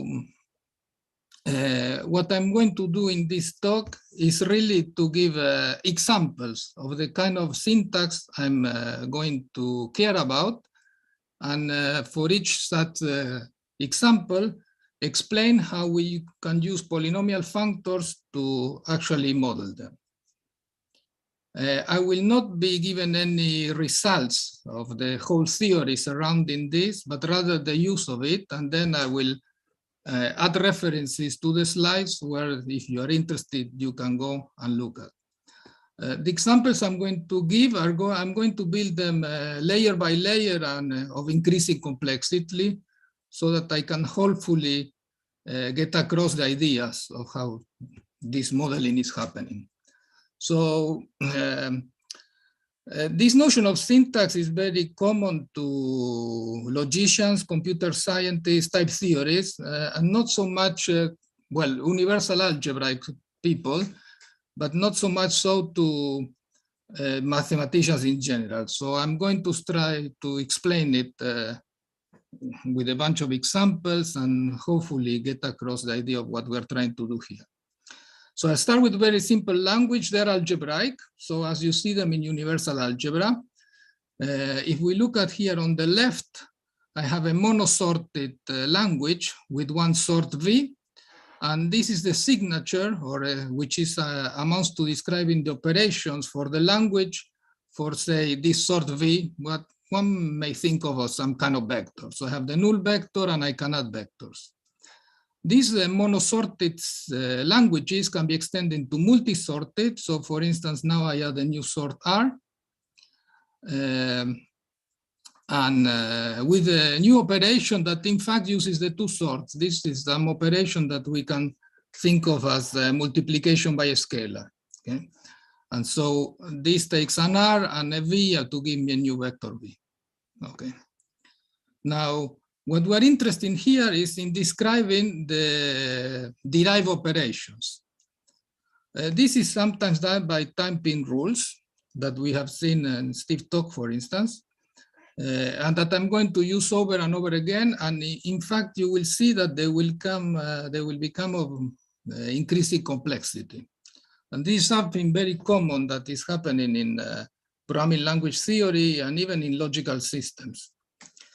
So these typing rules are another way to write the description that I've already gave for the operators. So I have an axiom that states that null 0 is a vector, and if you have constructed T1 and T2 vectors, you can add them. If you have constructed an S and a T, you can multiply them. Okay. Given this information, any mathematician knows how to build terms. And this is really the core of what I'm going to exemplify here. Is how to build terms, provided some signatures or some syntax specification. But as I said, for languages of more and more complexity. So here I have two parameters, R and X. R is of sort R and X is of sort V, and then I may take their scalar product and add the null vector to get a V. For a category theories, if you wish, you can think of this as a multi-map from RB to B. For opera theory people, they can think of this as some kind of a tree. In this case, it's a sorted one with the labels from R and B, and well, the operations that you have at hand. Okay, so in this context, one thing that we can do in universal algebra is to build equational theories or even theories of rewriting. Once we have done that, this is very easily done once you know the notion of term, because an equation is nothing but a pair of terms. Even a rewriting rule is nothing but a pair of terms. Once we have that, we can define algebraic models, not just for the syntax, but the syntax satisfying these equational theories. And then we are interested in building logical systems that are sound and complete for the notion of model we come up with. And these are typically proved sound and complete by means of free constructions. So what I want you to have in mind is that even though for the rest of the talk, I will just tell you how to build terms for these different kinds of syntax, what we can actually do is solve the points 1 to 5, even in the more sophisticated cases that I'm going to introduce. But I will not develop that at all in this talk. Okay, so now is the first step towards some interesting kind of syntax. These are so-called binding operators. And I start here with an example. And I draw an example from calculus. Okay. So here I'm looking at the addition of two vectors x and y, on which I can partially differentiate according to x. That's what this notation means, and evaluate at some at the vector a. So this should be an this should be an a here.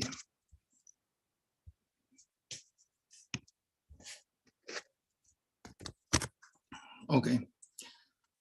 So this is a new operation that I'm adding to the previous one of a partial differentiation at some point, at some vector. Okay. And having that done, I can also now partially differentiate, well, now with respect to y, and evaluate at some vector b. Okay. So what we are interested in, these kind of operators that are called binding operators, that are very subtle. And typically they're not used formally in mathematical context, though they appear copiously. So for instance, some other example would be that of a summation over some index I of some expression that may involve summation over some other index j, of some expression that inside may have an I and a j. Okay. And even this kind of expression are also binding operators. The subtle thing about this is that the variable that you are using for binding, so in this case is x, and in the next case is y, is immaterial. So we really need to consider this syntax modulo adequate renaming. So for instance, the syntax partial differentiating along y and then along x of x plus y is the same as doing it along v and then along u of u plus v. And in fact, which is the same as doing it for x and y of y plus x. And so what we are interested in here in getting syntactic descriptions where these equivalent forms of writing an expression are actually captured. This notion of equivalence is known as alpha equivalence. Okay, so what I'm going to do now is introduce formalism later on of polynomial functors where this can be modeled in the appropriate way where this equivalence is respected. Okay. Now, if I want to express this operator in a form as I did before with some kind of signature, I need to actually enlarge how I'm going to do that. And so I have a new kind of sorting that allows for parameters. So the partial derivative is an operator that takes a vector, the vector where I'm going to take the partial derivative at, and then it takes an expression parameterized by a vector. Okay, and I will keep on using this notation as we go along. Now, these binding operators, they are very common in also logic and in particular type theory. So here I'll give you some other example. We have one sort. This is the sort for, in this case, propositions. So everything we will be building is a proposition. Given two propositions, I can build A implies B as another proposition. And then I can also quantify over propositions. So here there are two examples of terms we can build in this context. The first one is so-called a closed term because it has is not parameterized by anything. And intuitively it stands for all alpha, alpha is the case. While the second one is called an open term. It has a free variable beta, but in a piece of syntax that in fact say binds a variable in some expression. Okay. Having this kind of syntax, in fact, one can build new binding operations. So here is another example. Now consider some sort star, which now denotes some kind of types. Alpha is a type, and then given that X is a type is of type alpha, I can assert that X is of type alpha. Okay, and now I'm going to introduce a new operation, which is allows me to construct functions according to this arrow type that I have talked about. Okay, and so if X is of type alpha, I'm allowed to state that I have a function that given an X produces an X, and this is going to be of type alpha to alpha. Okay. And in fact, having done that, I can go further now, and I can state this parametrically for any type alpha. So the way to think about this, in category theoretic terms would be, I'm essentially defining something like a natural transformation. This is the natural transformation for the identity natural transformation.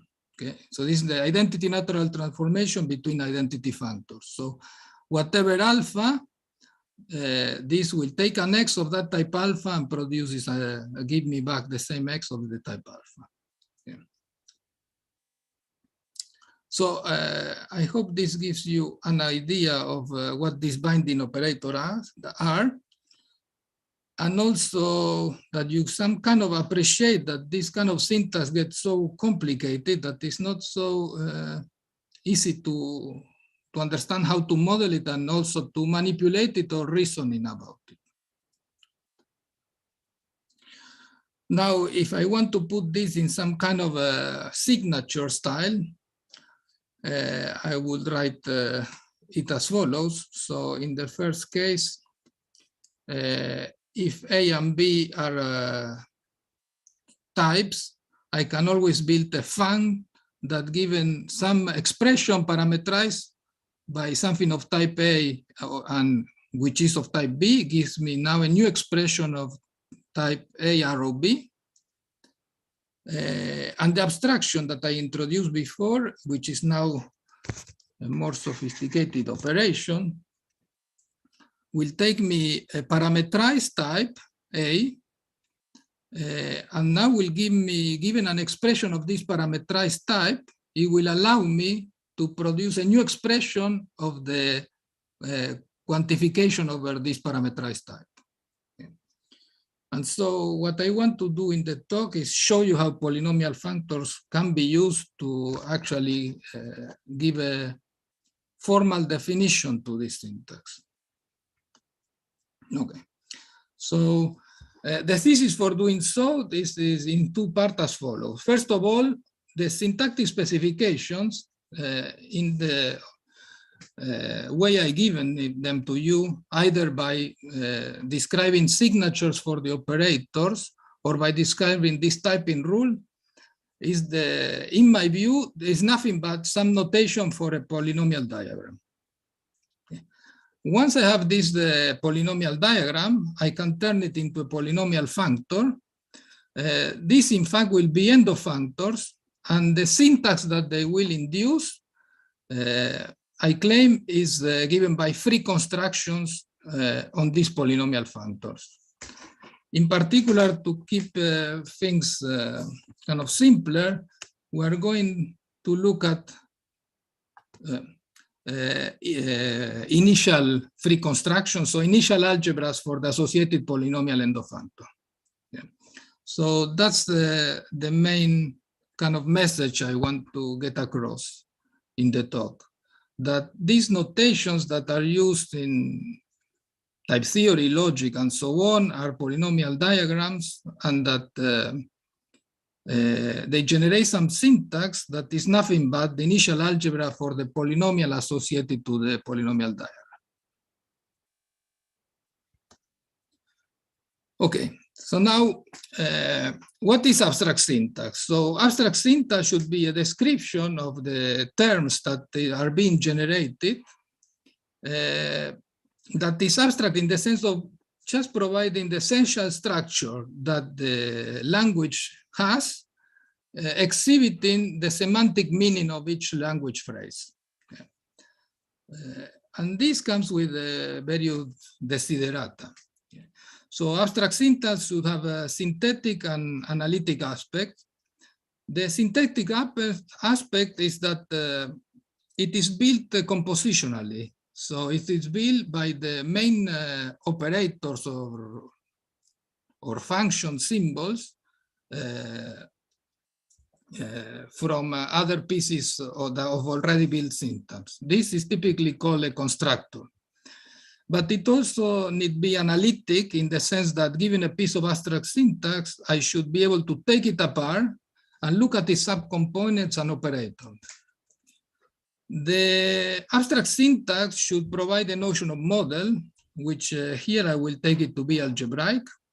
And once we have that, it should come with interpretations that are compositional. And this is very important so that we can reason about them in a modular fashion. And this will allow me to do definitions by structural recursion. So that means by recursion on the structure of the abstract syntax. And moreover, I should have some way to reason about the abstract syntax so that I'm able to prove properties of it. And these are structural induction principles. And a good setting in which all these desiderata is met is that of taking initial algebras. So consider here some functor P, and T being the initial algebra for the functor P. We know that such initial algebras are always an isomorphism. The structure map gives me the synthetic part of syntax that allows me to form new phrases from old ones, while its inverse, tau minus 1, provides the analytic one that allows me to decompose a piece of syntax into its constituents. And the initiality property gives me a notion of interpretation. Well, first of all, we have a general notion of model given by that of algebras for the end of functor. And once I have a model, I have a unique mapping into it that gives me the notion of interpretation that is an homomorphism and therefore compositional. And in fact, provides recursive definitions, because an interpretation I can be satisfies the equation of being given by analytic syntax, recursively applying I, and then putting everything together with the compositional interpretation of your model A.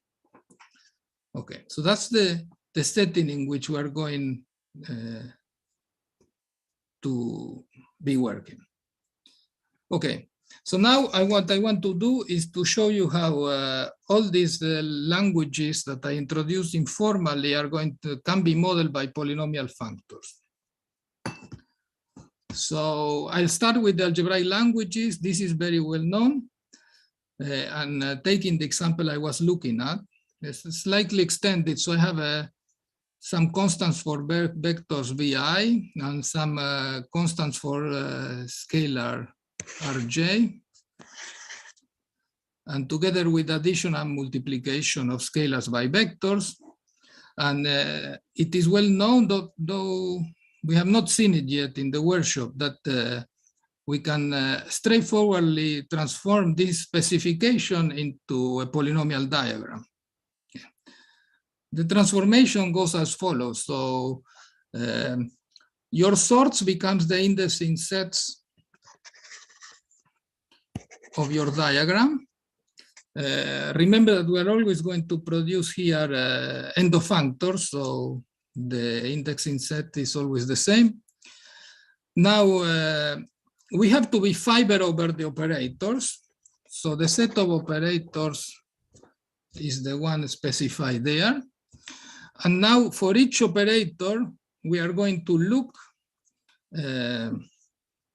at the arguments they take and assign a narity to them. So for VI, they are constant, so they have no argument, so there's nothing over the fiber. For IJ, exactly the same here. Plus is a binary operator, and so it has two things over its fiber. Times is also a binary operator, so it has two things over it. And now we use the first leg of the polynomial diagram to explain the types or the sorts that each of the arguments of the operator should have. So in particular, +1 and +2, they are of sort V and V, so they're mapped to V. And ×1 is of sort R, so it's mapped to R, while ×2, the second argument of times, is of sort V, and so it's mapped to V. Okay. So as you can see, there is a one-to-one correspondence between the signatures, as I give them there, well, here, for algebraic languages and polynomial diagrams. Typically, in algebraic languages, your arities are finite. And so if you want to get a real one-to-one correspondence, you will have to put some conditions on the polynomial diagrams. But we will not worry too much about that. In fact, in type theory, it's interesting to consider signatures with infinitary arities, and this can be taken into account here as well. Okay, so my next step is to see how this can be extended to deal with this notion of binding operator. Yeah. Before doing that, let me observe that in the abstract, then we have the set of operators, well, two sorts, the set of operators, and above the two operators, one for plus and the other one's for time, the arities of each of them. And if we look at the polynomial and the functor induced by this, is exactly what we want. And if we look at algebras for this polynomial and the functor, they exactly correspond to the notion of algebra as you would find it in a multi-sorted universal algebra. Okay. So, and then in this context, the syntax is nothing but the initial algebra for this polynomial functor, and which is completely characterized by initiality, and so is representation independent. You may choose any representation you wish, like finite trees, or even formal expressions. Any two such will be isomorphic, and that's what makes the syntax abstract. And what we're after here is to do the same for more sophisticated notion of syntax. Okay.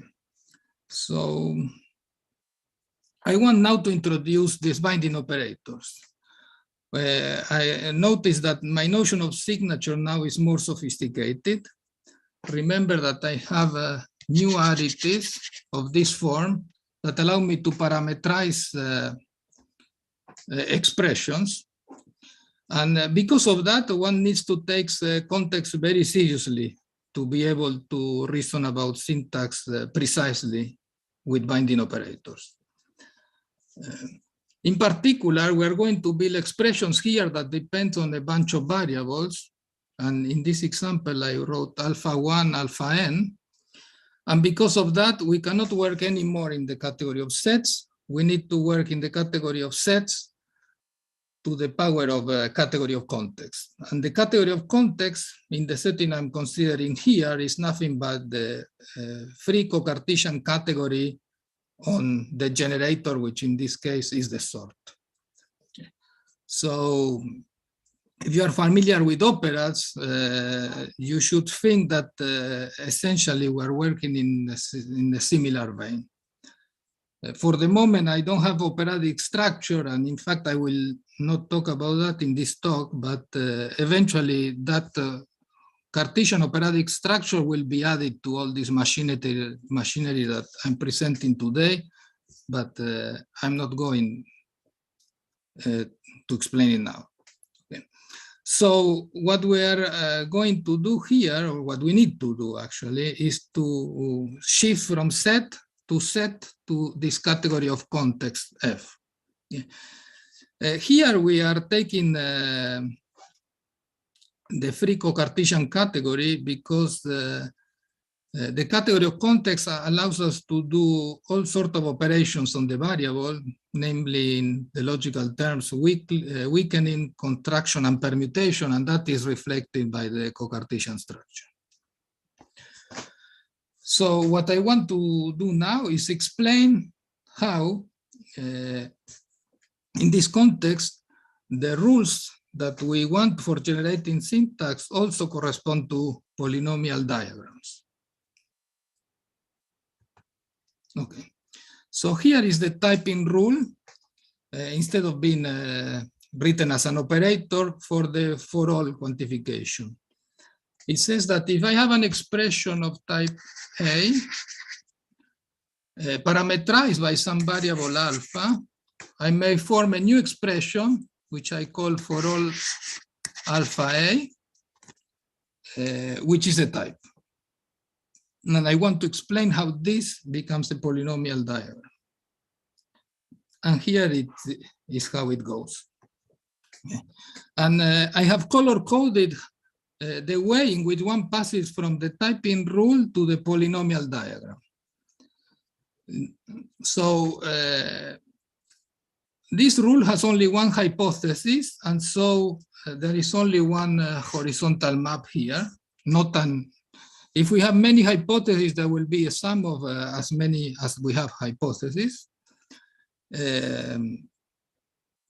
And the important thing here is that, okay, we have one operator for all, and we need to understand what it should be fiber over.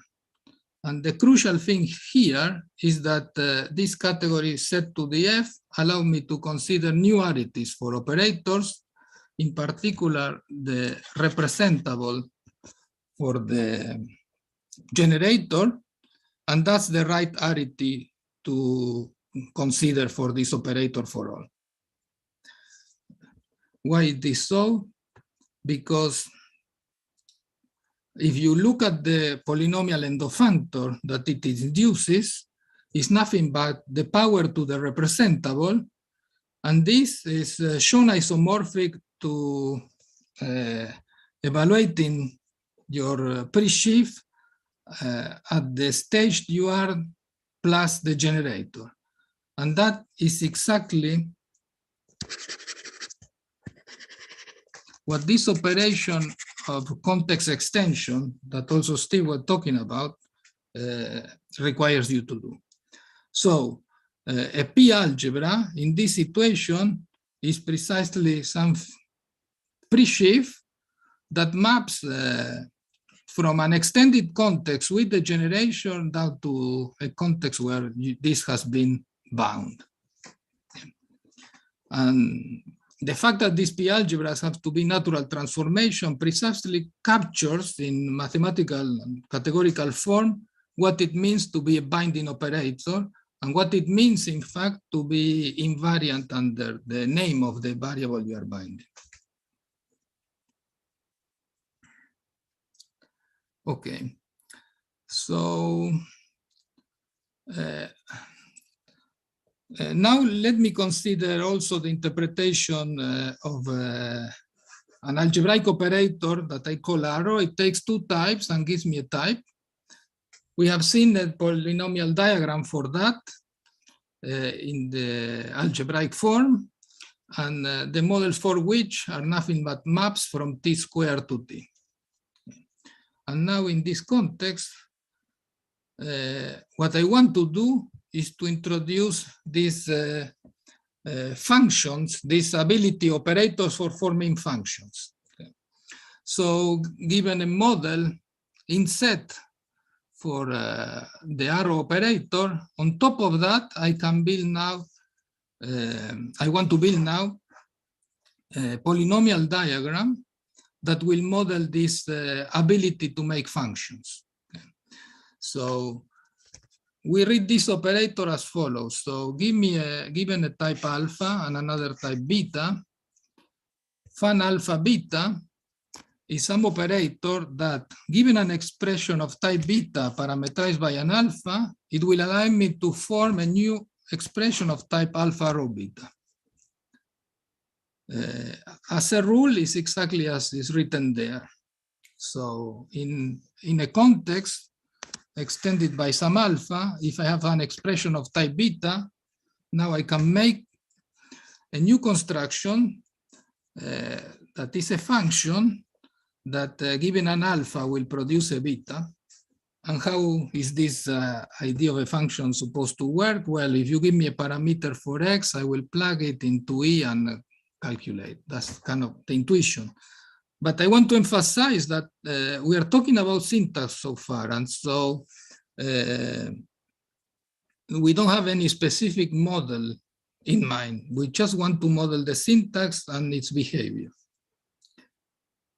So I would like now to move on to how we model this. And the modeling is similar to the one I had given for the for all binding operator. And in fact, this is a general procedure that it applies uniformly over all possible syntax, even though I'm just here explaining it in a few examples just to get across the idea. Yeah. So if we look at the typing rule, we see that it induces a polynomial diagram, this time in the pre-shift category set to the free co-Cartesian category over the set of types for which I have a model. My set of types should be able to model this arrow constructor, and that's why I need a map from T squared to T. Now I built this category of context, and in there I'm going to consider syntax. In the pre-shift category over that, I'm going to consider syntax. Here I'm looking at T as the constantly, yeah, so this T is the constantly T pre-shift.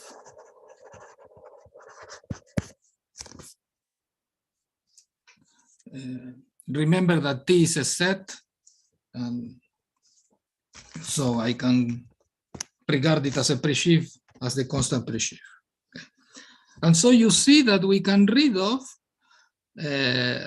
the typing rule, the polynomial diagram we want. Okay. And as I said, this is an automatic procedure. So to give you an idea of how that goes, again, I have color coded. So first of all, we need to consider which, well, we have only one hypothesis, and so we have only one horizontal map.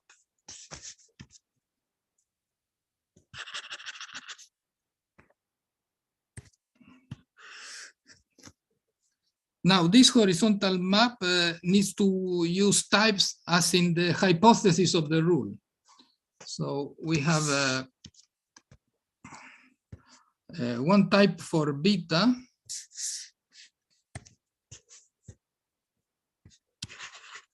Oops. One type for beta and one type for alpha. Okay. Now, alpha needs to provide the operation of context extension. And so this has to be coded by giving it arity, that of a representable. And once we have done that, then the rest follows. The target of the rule is encoded in the target of, or the right leg of the polynomial diagram. So,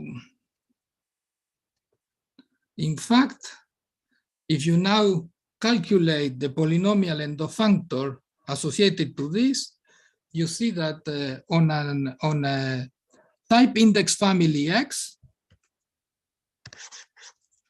what you get now is above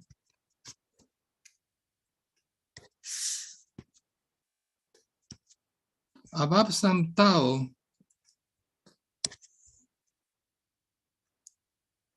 above it's some type tau of the form alpha arrow beta, you get some operator of arity Ioneda, the representable at alpha at the pre-shift of type beta. Okay. And now if we consider algebras for this polynomial and the functor, they are precisely what you want them to be. Okay. They take some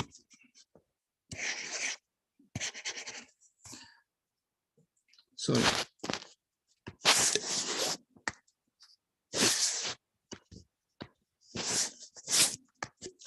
So they take some syntax in a context extended by an alpha of type beta and provide some other piece of syntax with what kind of type is the type provided by the arrow type. Okay. And in fact, this is connects exactly to what Steve was presenting. Okay. Marcelo? Yes. There's a question in the chat from Nicola. He asked if T is the set of types of the fixed language we're considering. No, so in fact, this is more general. Thank you very much, Nicola. So what I'm doing here is I'm taking any model. So there are two levels in here now. There is an algebraic signature for types, and then a binding signature for the terms over the algebraic signature of types. And so a notion of model here is given by in two levels as well. A model for the types, which is what I have so given here. And this need not be the syntax itself, it could be any model. And on top of this notion of model, we built the category of context, which is this one here. And then on top of that, we model the terms. And so there is a very general notion of a model for this kind of systems, which has these two levels. And now a morphism here is going to be a morphism of models for the algebraic signature, together with a morphism, a compatible morphism of models for the binding signature for the terms.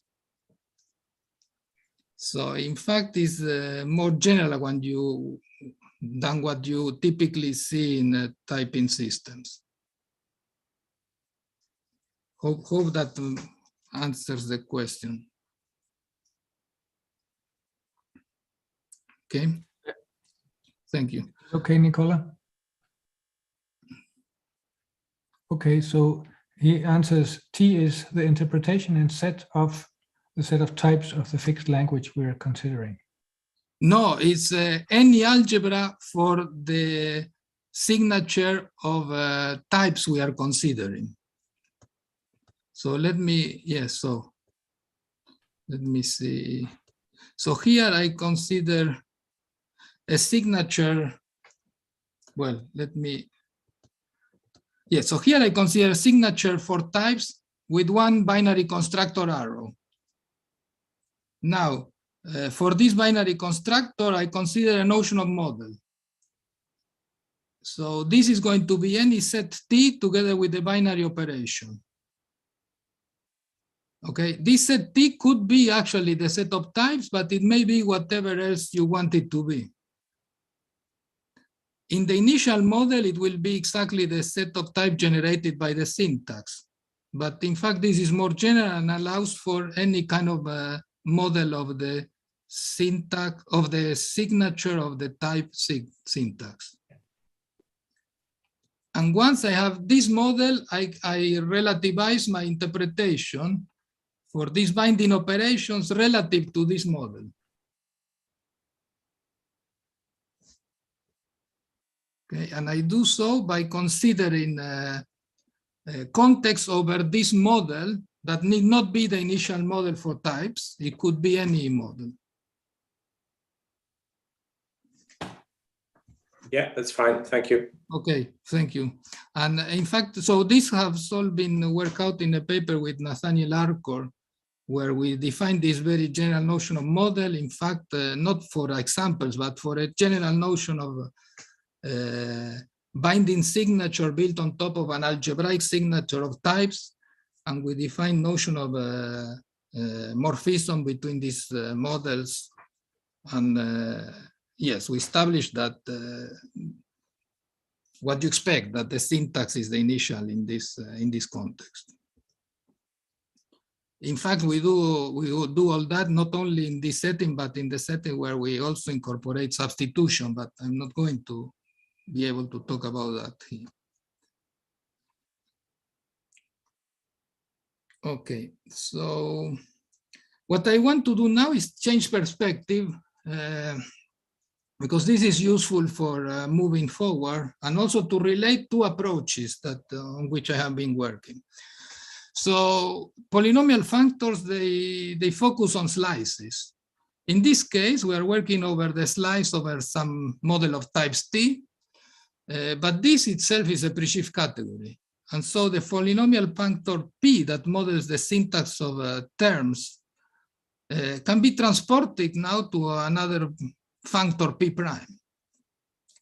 If we look at it, it also looks polynomial.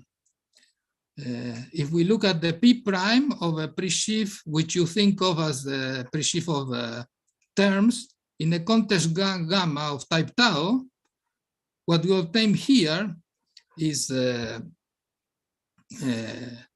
sum over all alpha and beta, whose interpretation in the model T gives me tau, whose via the arrow interpretation gives me tau, in the context gamma plus alpha of type beta. Okay. And in this, in shifting from sliced to presheaf, what we have actually done is move from a usual notion of, or standard notion of polynomial functor to a generalized one. Okay. So I want to bring that to the picture and say a bit about that. I have studied a bit. I know David Spivak have also studied a bit, but there is much that remains to be done, I believe. So these generalized polynomial functors, they arise from essential geometric morphisms between small categories on associated presheaf categories. Yeah. And now, instead of working with internal diagrams in some locally Cartesian closed category, we work with diagrams in CAT. And these polynomial diagrams, by the same technique or recipe, induce associated functors. Okay.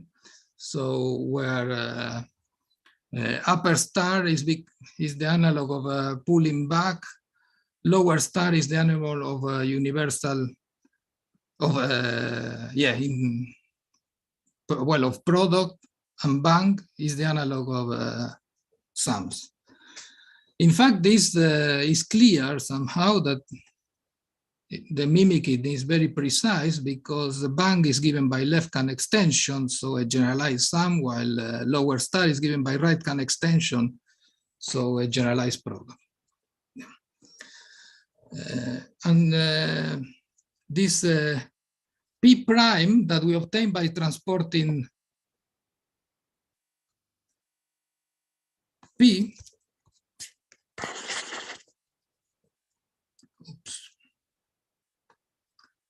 is actually of this form.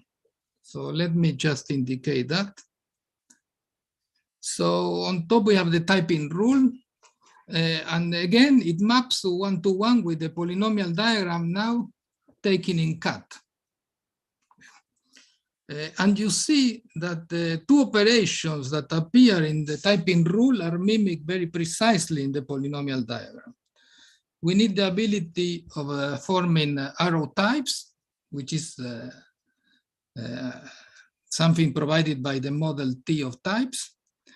And also we need the ability to context extend, which is something provided by the co-Cartesian structure of the free category over T.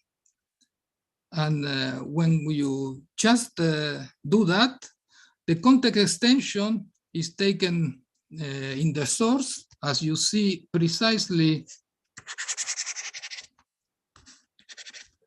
on the typing rule, while the arrow is taken in the target, again, as happens in the polynomial diagram. And when you consider now the generalized polynomial, is exactly what we were looking at. So this provides an alternative view that I'm going to exploit in dealing with the next example. One thing to say in this context is that the typing rules at least the ones you see traditionally, they induce very polynomial diagrams of very specific shape, and they are as depicted. So first of all, they have the inducent of functors, so they have the same indexing set, and more importantly, they are finitely discrete in the sense that the category over which you are going to take products, so the fibers for that category are finite sets. Now, one interesting thing about this class, which you can actually generalize a bit more, is that it's closed on the composition.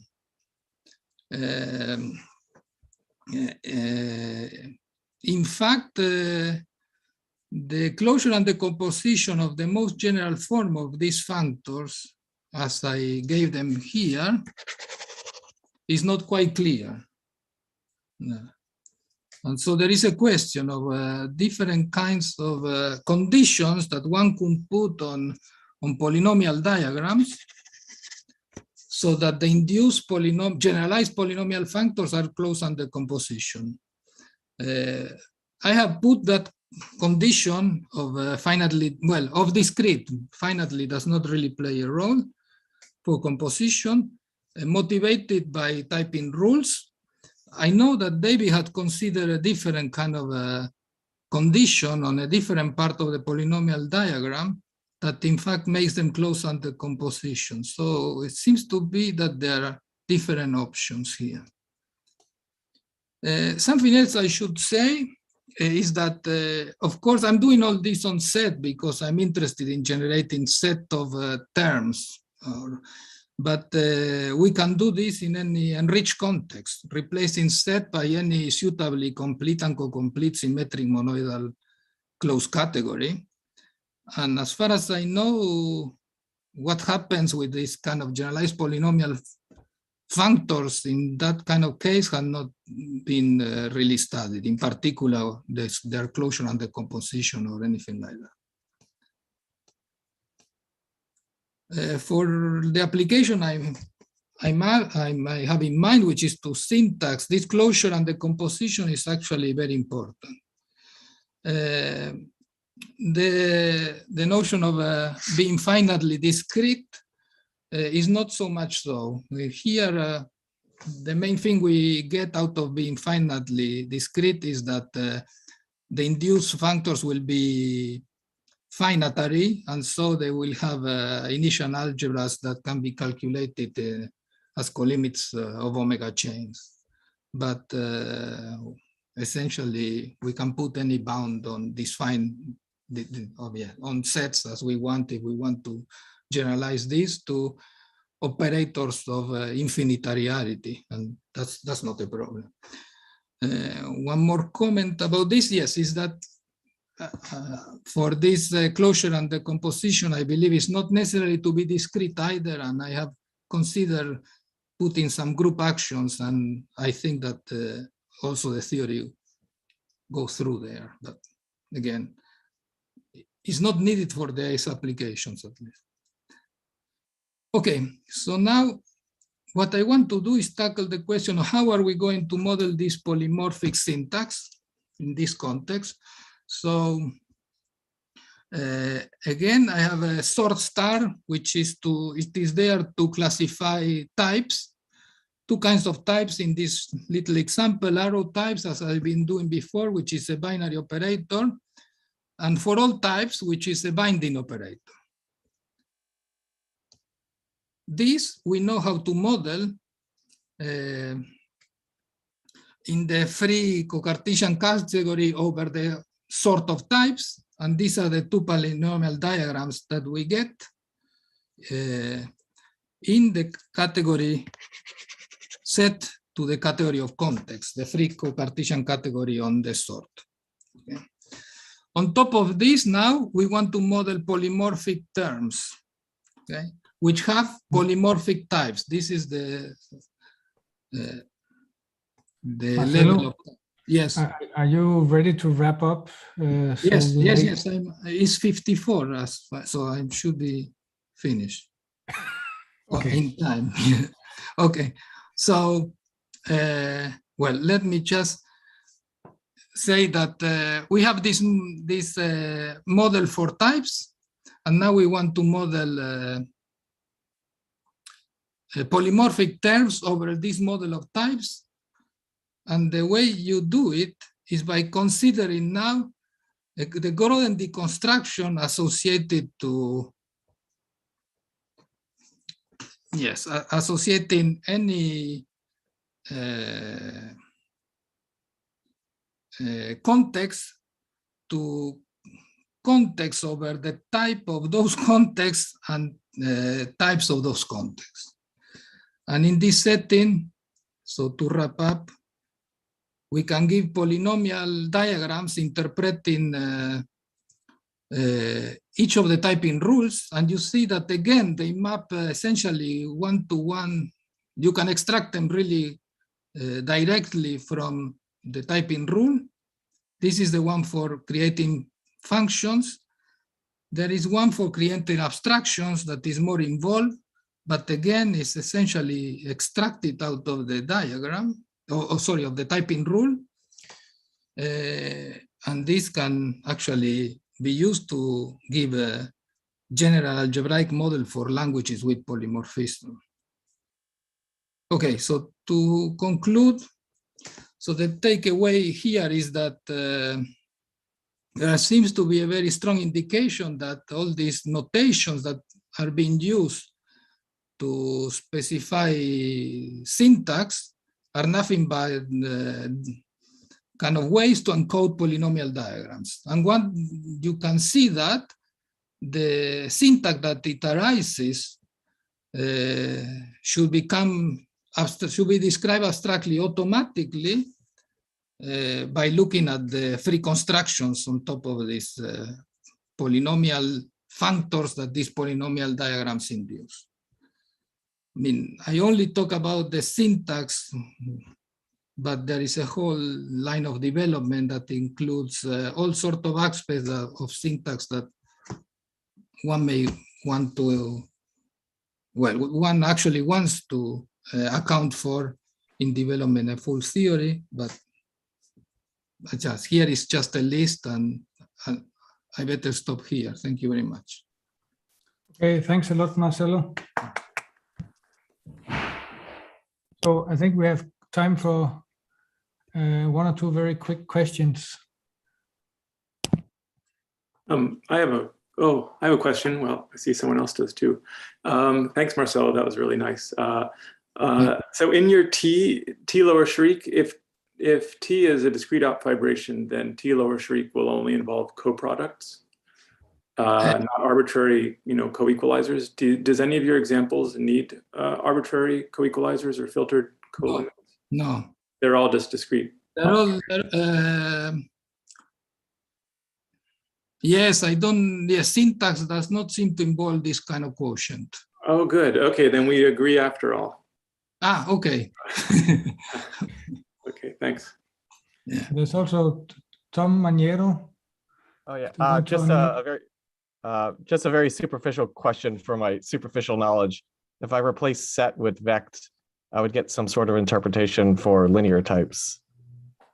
No, not really. So what you will get is that syntax with syntax that with linear structure. I see. Okay. So, but if you want to get linear types, it's possible. I have not mentioned it. What you need to do is to replace this F, the free co-Cartesian category, with either the free symmetric monoidal, if you want symmetries, or the that would be the context and bijections, or if you don't want symmetries and you want it to have completely linear, then that would be just the list over the T delta in this case, over the types. Or if you want to have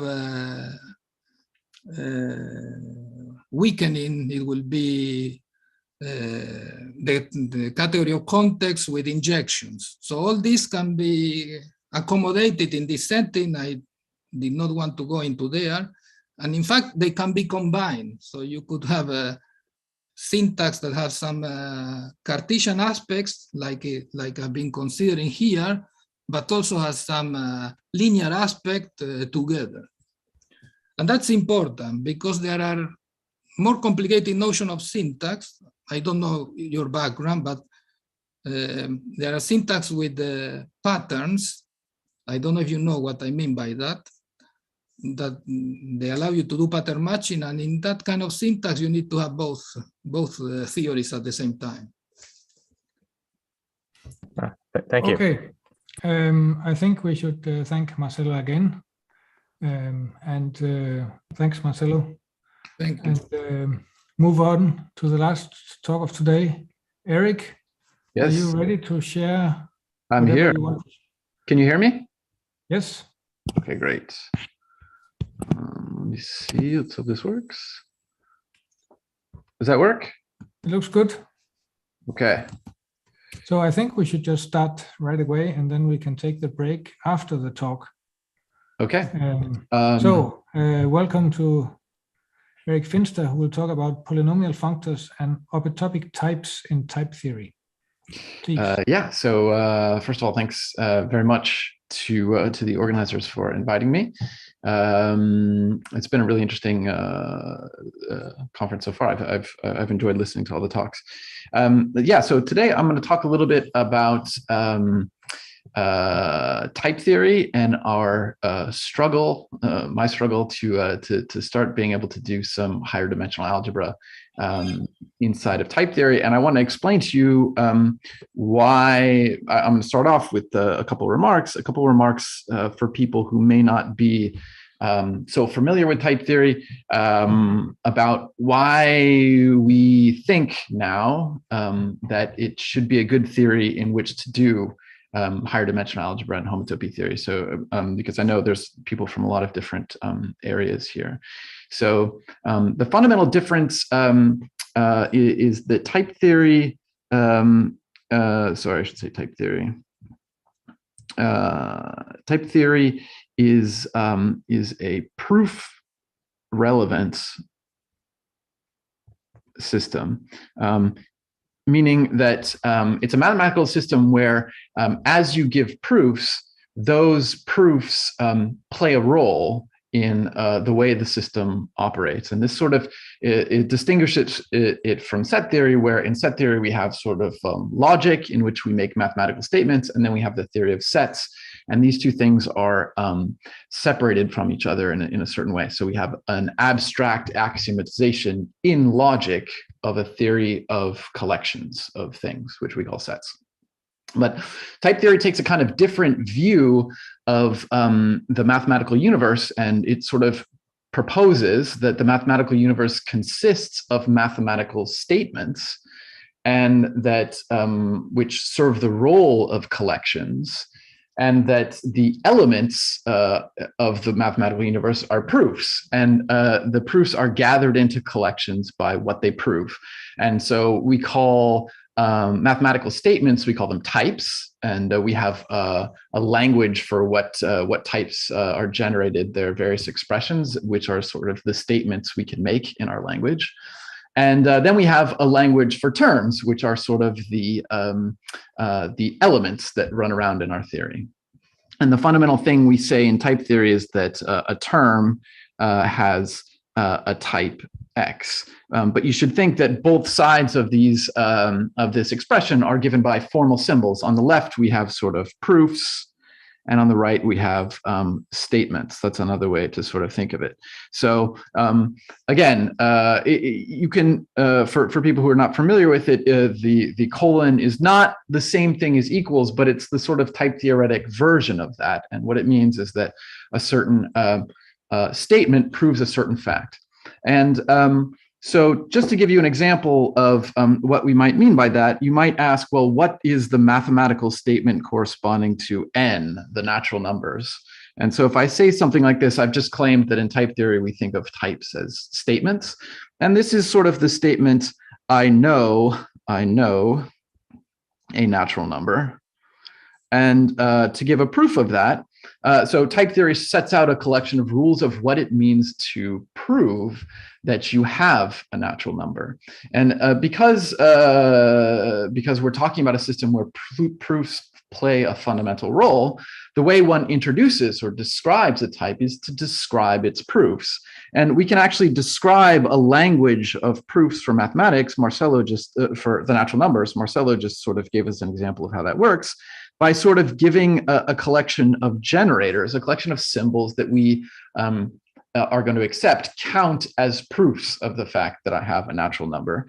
And the usual way we do this is we call it a data type definition. We define a type and we say it has two generators, a 0 and a successor. And all the proofs that we will accept of the statement, I know a natural number, are generated by these things. So we can think, so this is the sense in which we can think of statements and even generalized statements in this sense, which might have more than one proof, as collections. They're collections of proofs, and expressions involving s and 0 are the proofs we will allow for the natural numbers. Okay, so there's a couple things to remark about this.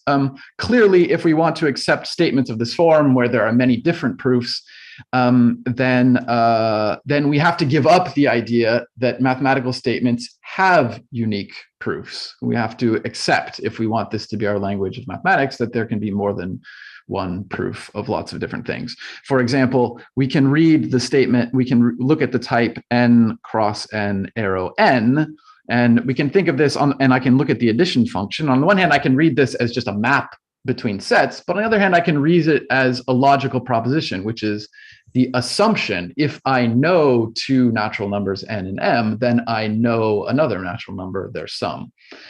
So we can read even functions between these as sort of logical implications. And this is how we, so we can build up a whole language in this way of proofs and what they prove.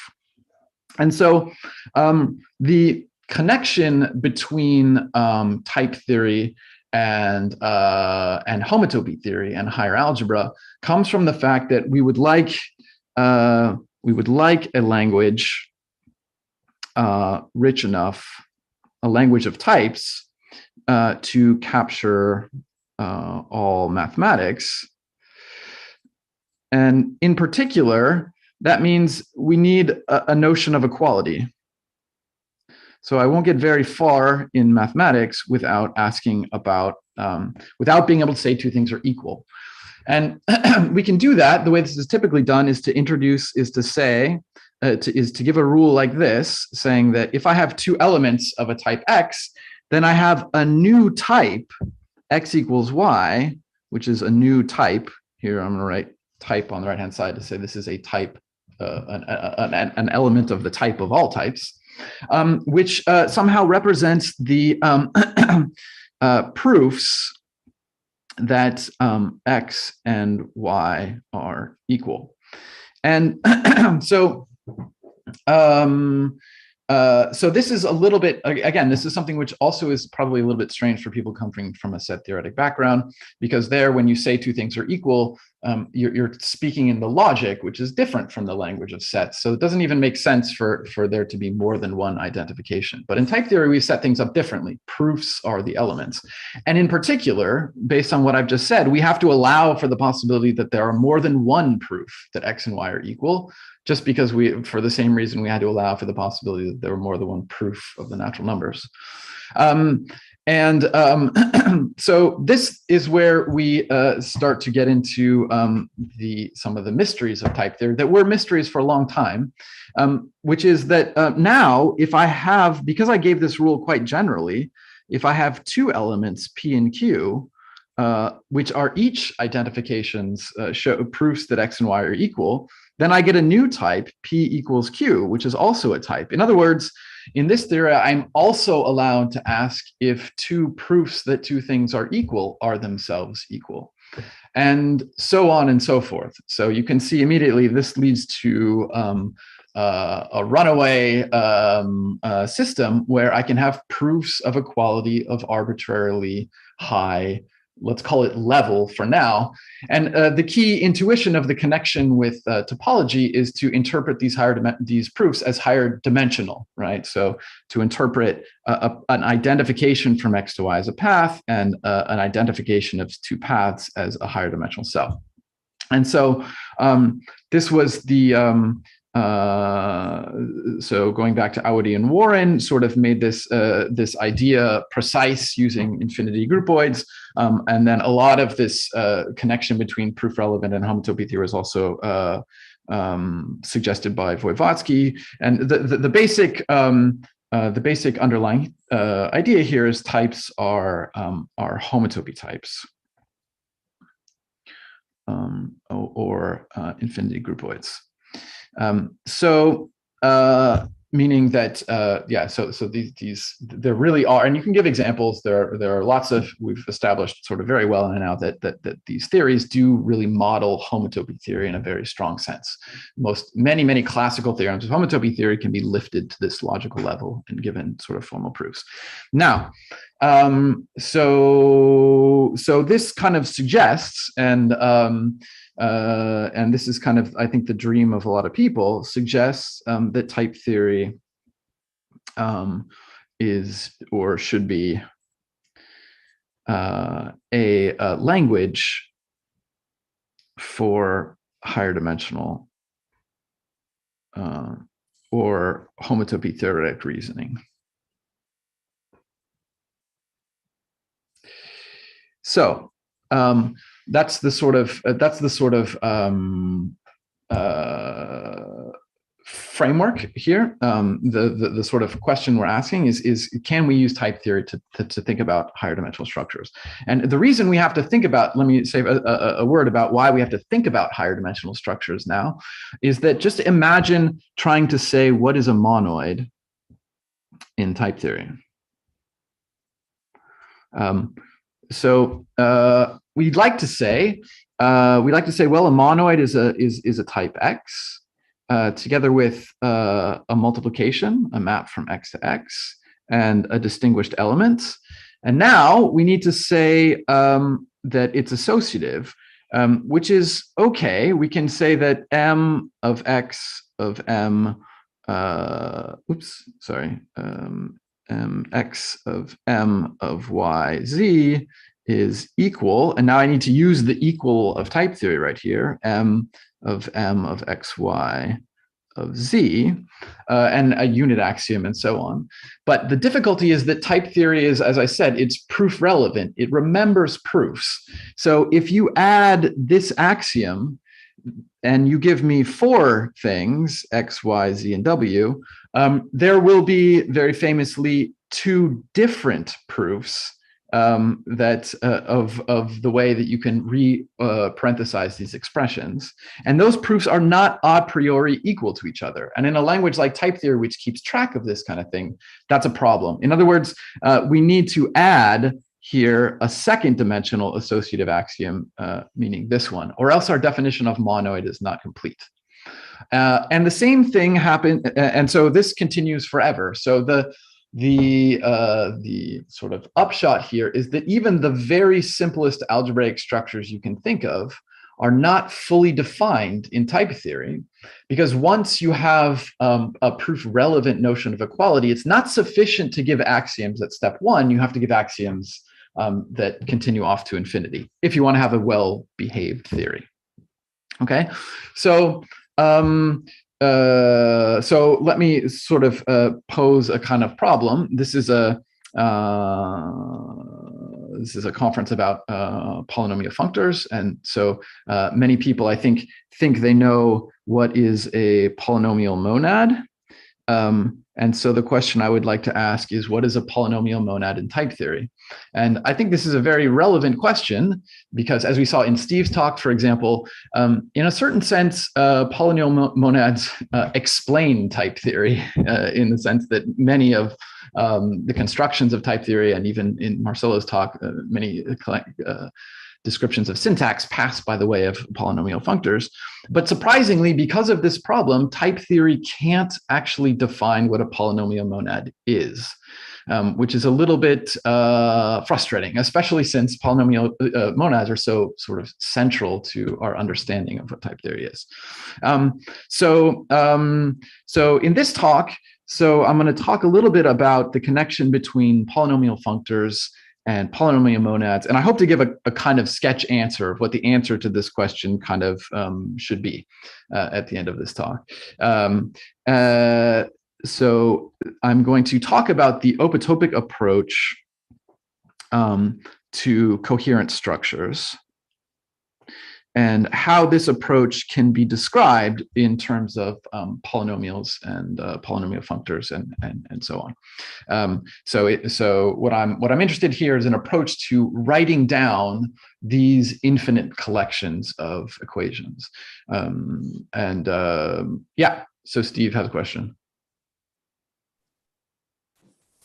Eric, I know what you're referring to, but of course, it's not really the case that there's a big problem in type theory that we can't define basic algebraic structures and so on. I'm afraid you're giving people the wrong impression there.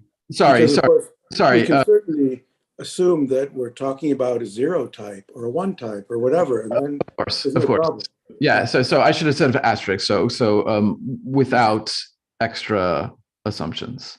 So if we want to do ordinary without. If we want to do ordinary set truncated mathematics, none of this is really a problem. Right. I don't want people to go away with the impression that there's some big problem here. Well, I mean, one could add to that, right, that there's a whole generation of math undergraduates who think that doing mathematics is doing it in a certain sort of type theory, implemented in lean. Sure. Roll on 100 years' time, and they probably will have forgotten what set theory is entirely. Yeah, exactly.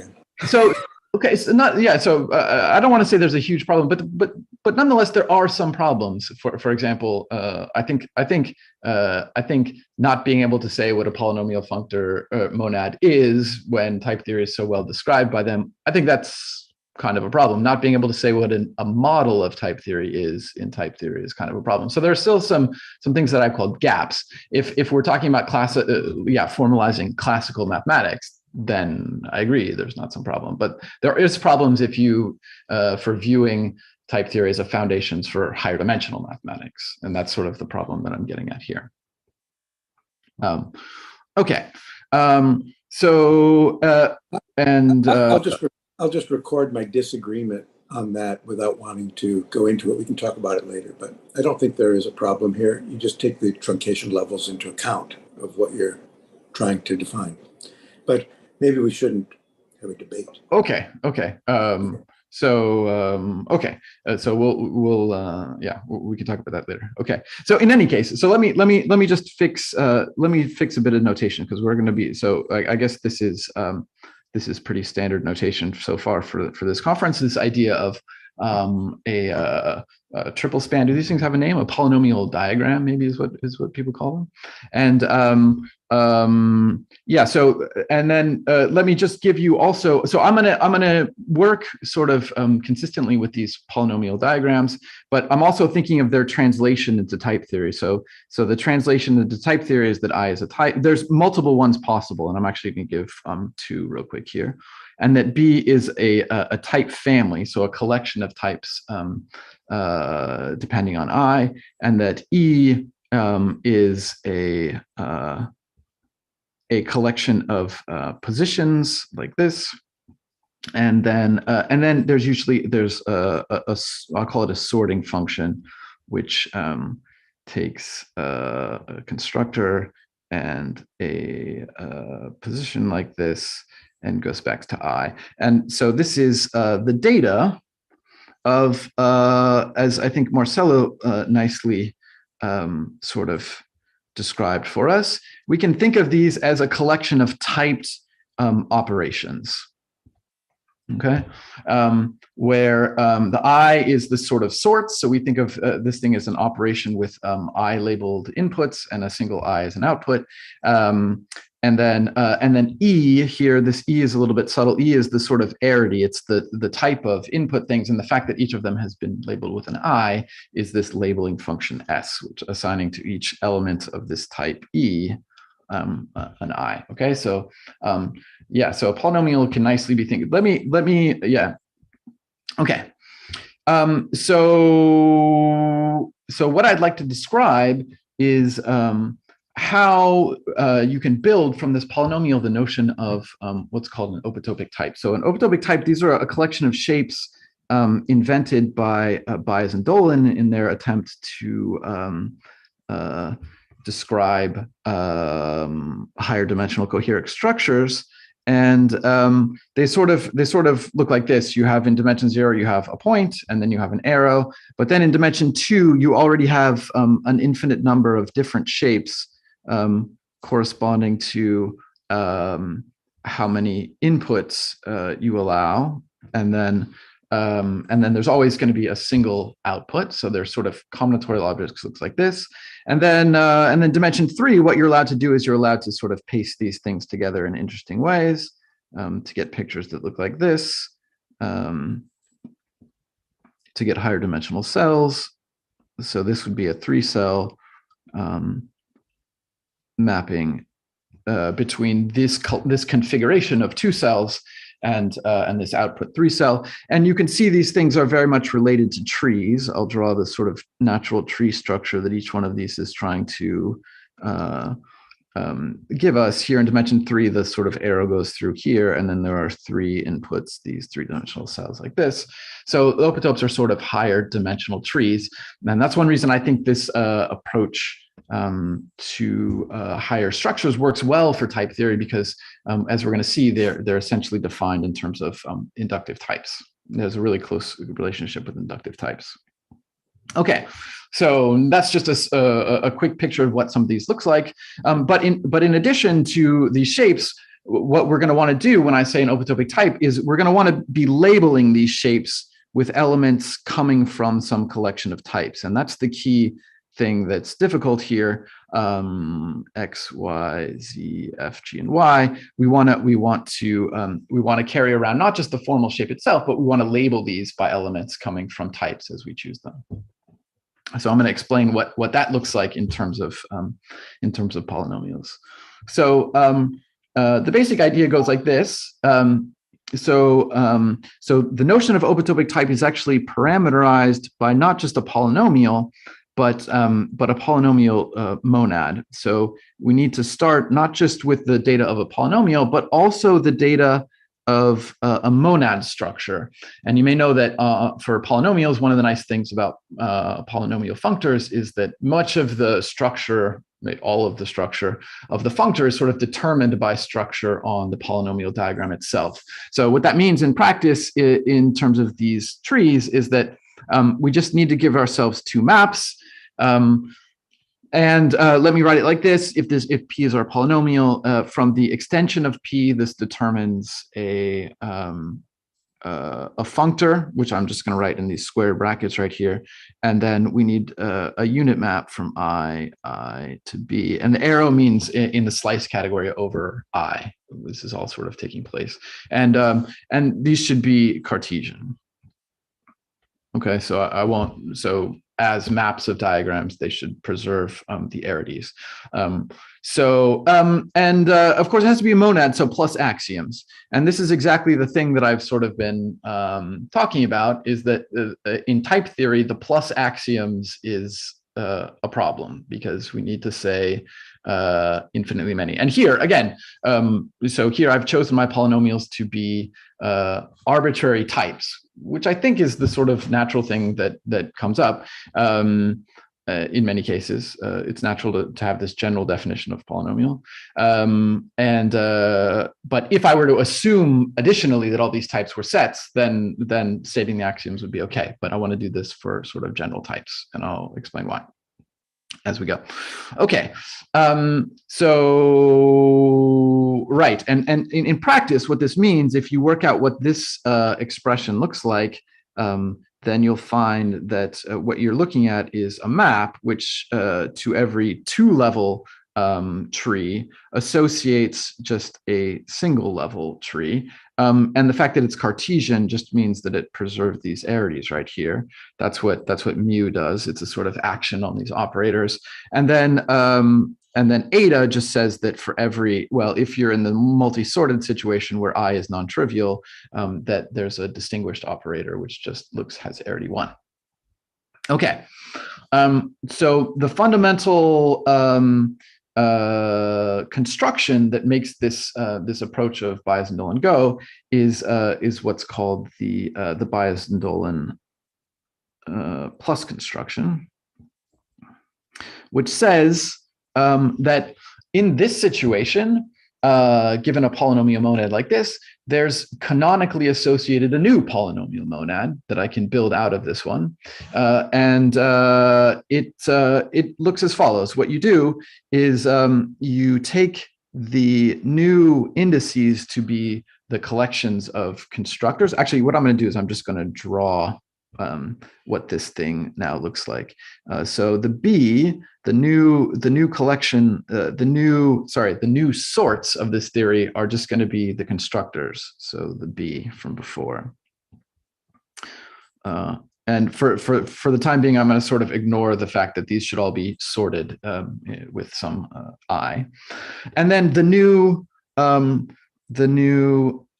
constructors or operations are just the trees built from the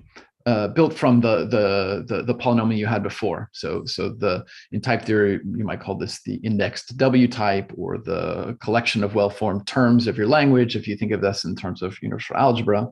And then the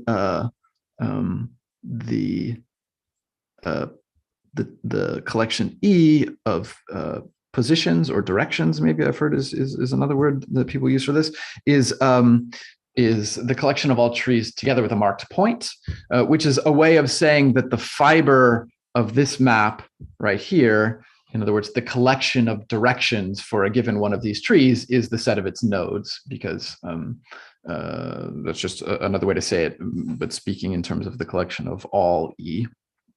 And then there's an obvious sort of typing map, the sorting map, which is that we said the sorts are supposed to be the constructors. So if I have a marked one, I just picked that marked one. Oh, so my picture is bad because it should be the one that's looking like this. There we go. But I need to tell you what the map right here is, the one that fibers this tree over the one that returns an index. And here we use the multiplication mu, right? So this in particular uses the monad law, or uses the monad structure in order to define this map, because we need to multiply this collection of things. And so so this gives you a new polynomial. This is what it looks like. The operations or constructors or shapes, I guess people sometimes say, have become the new sorts. We use the monad law to induce this map right here. And then we have the positions or the nodes. And the point is that this is, again, a polynomial monad. The reason being that if you imagine the way the typing works is that a 2-level tree here, if I now evaluate a tree in this polynomial, it will assign to every node a tree which is compatible with that node, which maps down to it under the multiplication. And then I can just paste those trees inside because the typing relations will be compatible, and I'll get a large tree. So I don't know if it would be helpful to write that out. Can everyone see what I mean? I'll just sort of blow this up over here really quickly. What I mean is that a 2-level tree here would assign to this, to each position here, a tree together with which satisfies the equation that multiplying in the previous monad gives me this thing right here. And then what I can do is I can blow that whole thing up into a large tree by sticking in the pieces, and I'll get something that looks like this. So that's the multiplication in the bias-Dolan plus construction. And a way to think of this is that this is really the analog. This is kind of the analog of the free resolution of an R module. I think that's, if you're familiar with that sort of thing, this is kind of like a resolution of this polynomial monad, or let me say it more specifically like this. If I do the plus construction, it's some sense the polynomial monad of relations in the previous polynomial monad. And the reason for that is because of the way this map is typed, you can think of an element here. I mean, it comes together with the fact that it's fibered over its image under the multiplication map. So in other words, the element here, together with the fact that it lives in a particular fiber, is a relation saying that the multiplication in the previous monad sends this tree to this element. And what we're saying when we say that these relations compose is that if I have a collection of elements which multiply to these ones, then I can glue them together and get a new tree. And because I assumed it was a monad, that will be a relation. I'll again have a relation between that and the multiplication of the previous tree, whatever it was. So the multiplication in this monad is composition of relations. And in that sense, what it does is that's why I say it's like the free resolution of an R module, because what we had is a monad which might have some relations, and we want to make those relations into something that we can use. So we turn it into another example of the same object, where the sort of fundamental things here the operations are the relations of the previous one. So in a module, we have a module, it might have some relations. We take the free thing on it, map it back to the module, and the kernel is a new module which somehow acts like the relations in the previous one. So it's a sort of analogous story in this case. So a consequence of this is that of this construction is that no polynomial monad lives in isolation. I can iterate this thing as often as I like, and every polynomial monad generates an infinite sequence of such things. Okay, and this goes on forever. So when I say free resolution, this is what I have in mind. This is more like the free resolution. You can keep doing this, and you'll keep getting higher and higher relations. In other words, the monad of relations might itself have relations, but you can make them into a monad and so on. Okay. So the idea, Bayes and Dolan's idea about how to do coherent structures sort of starts from this picture. And it says that we can sort of think of as I was trying to show on this page right here, you can sort of think of this picture right here as a kind of generating a kind of polytope. And so the information for what the higher dimensional structure of an algebra over M ought to look like is encoded in this sequence of trees and higher dimensional trees and higher dimensional operations, which are generated by this construction. So let me tell you how to use this construction to generate an M opitopic type, which is roughly the data underlying a coherent M algebra. I say the data because being coherent will be a condition on this amount of data, but I want to show you what the data sort of is in a certain sense. So what you do is you start with your polynomial, and remember it has its multiplication. And what you should do is choose a type family over I. So if your monad looked like a collection of relations like this, remember they're implicitly, although sometimes I leave them out, they're implicitly decorated by elements of I, in, I0. Then what you do is choose a family over I, And then it turns out that there's a natural monad that you can make. There's a natural thing you can do to this, which is you can make a new monad where you label. It's kind of like a pullback construction where you now label these constructors with elements from your chosen family X. Okay, so I'm gonna do that. So X0, X1, blah blah blah blah blah, Xn.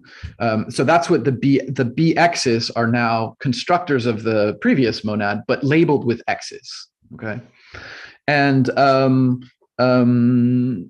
so carrying the additional data of a labeling with X.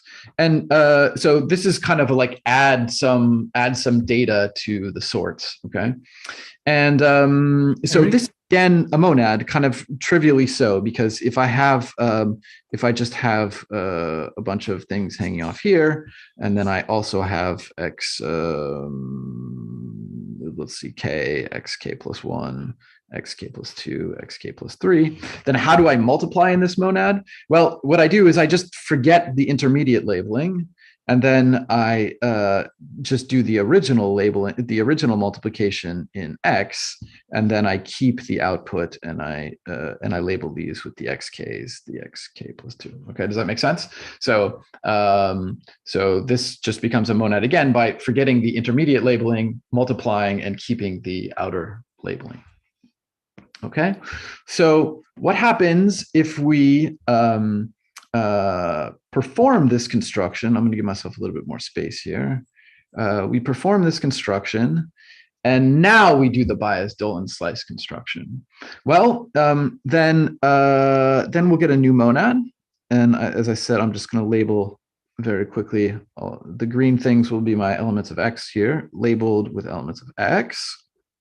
I'm going to draw a picture of the slice that I get after doing this. And then I'll get a bunch of trees that look like this, now with their edges labeled with elements of X, all right? And then over here, I'll have the same thing, so I can just copy it,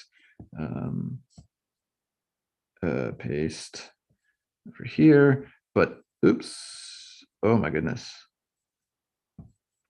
Well, okay, we're gonna have to do a little bit of cleanup. Uh-oh. Okay, can I erase this? Let's try again. Let's try that again. So I thought I was gonna be so clever, but okay.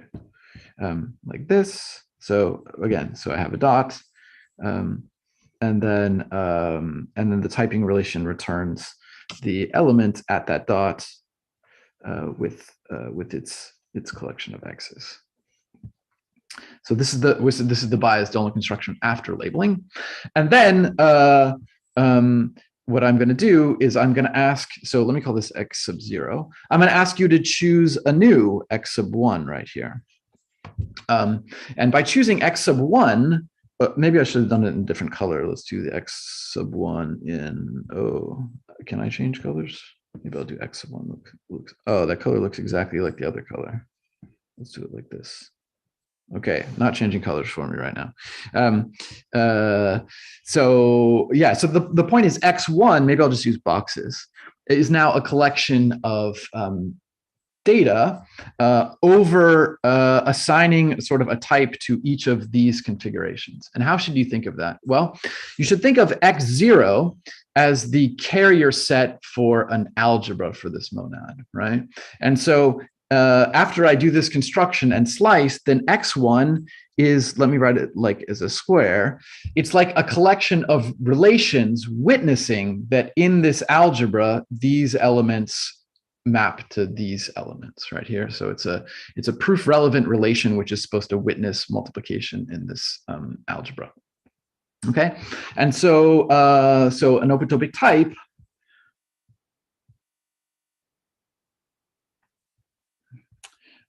is an infinite sequence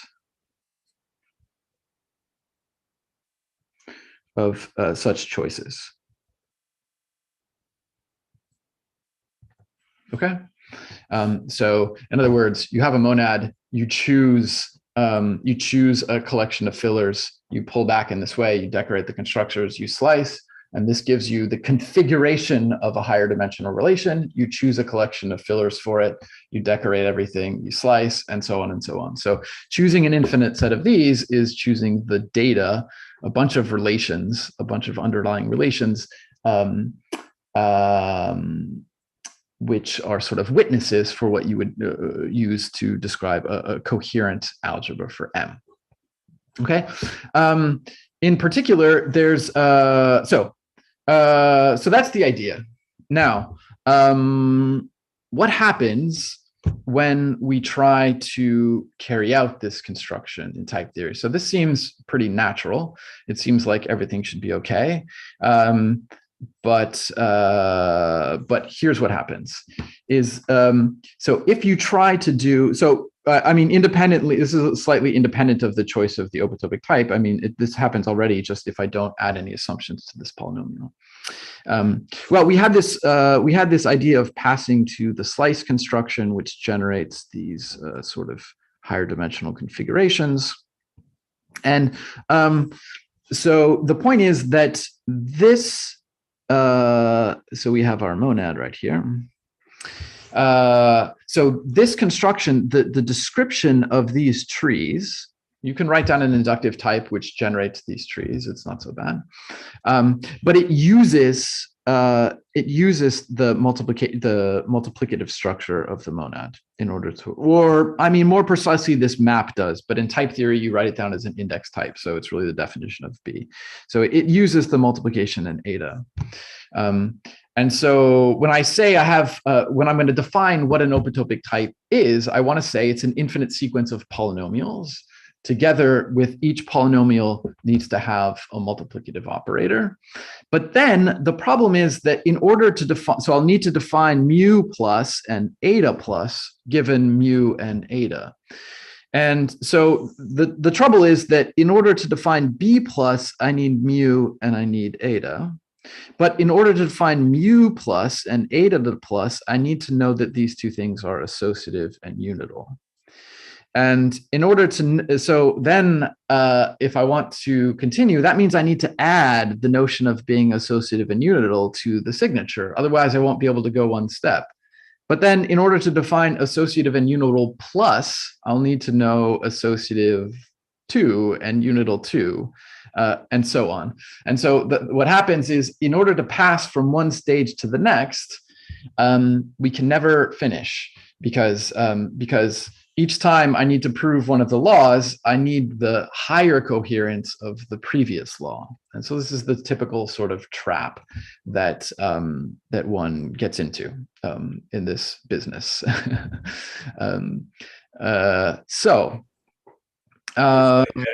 Is this a phenomenon that arises in type theory only, or Bayes and Dolan had to do it as well? So I should say this seems to be completely generic to type theory. So we do not have definitions of coherent structures of a sort of essentially any coherent structures. So no one has been able to write down a definition of monoid. There are many different ways that you could encode all the coherences for being a monoid. So the typical way that someone with it in classical mathematics we get around this is that we encode all of these coherences using, say, a presheaf.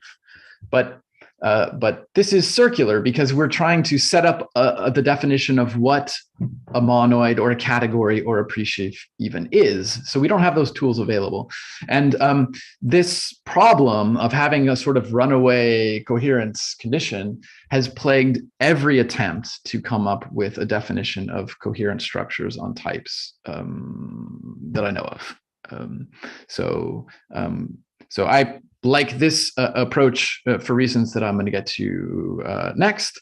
But if you try to do simplicial types or cubical types or any sort of other way of encoding, of ways we know of encoding higher dimensional coherent structures, they all suffer from this problem. And it's just unknown if this is a fundamental limitation. But so far, it's a practical limitation because it's been about 10 years and no one has come up with a reasonable solution to this.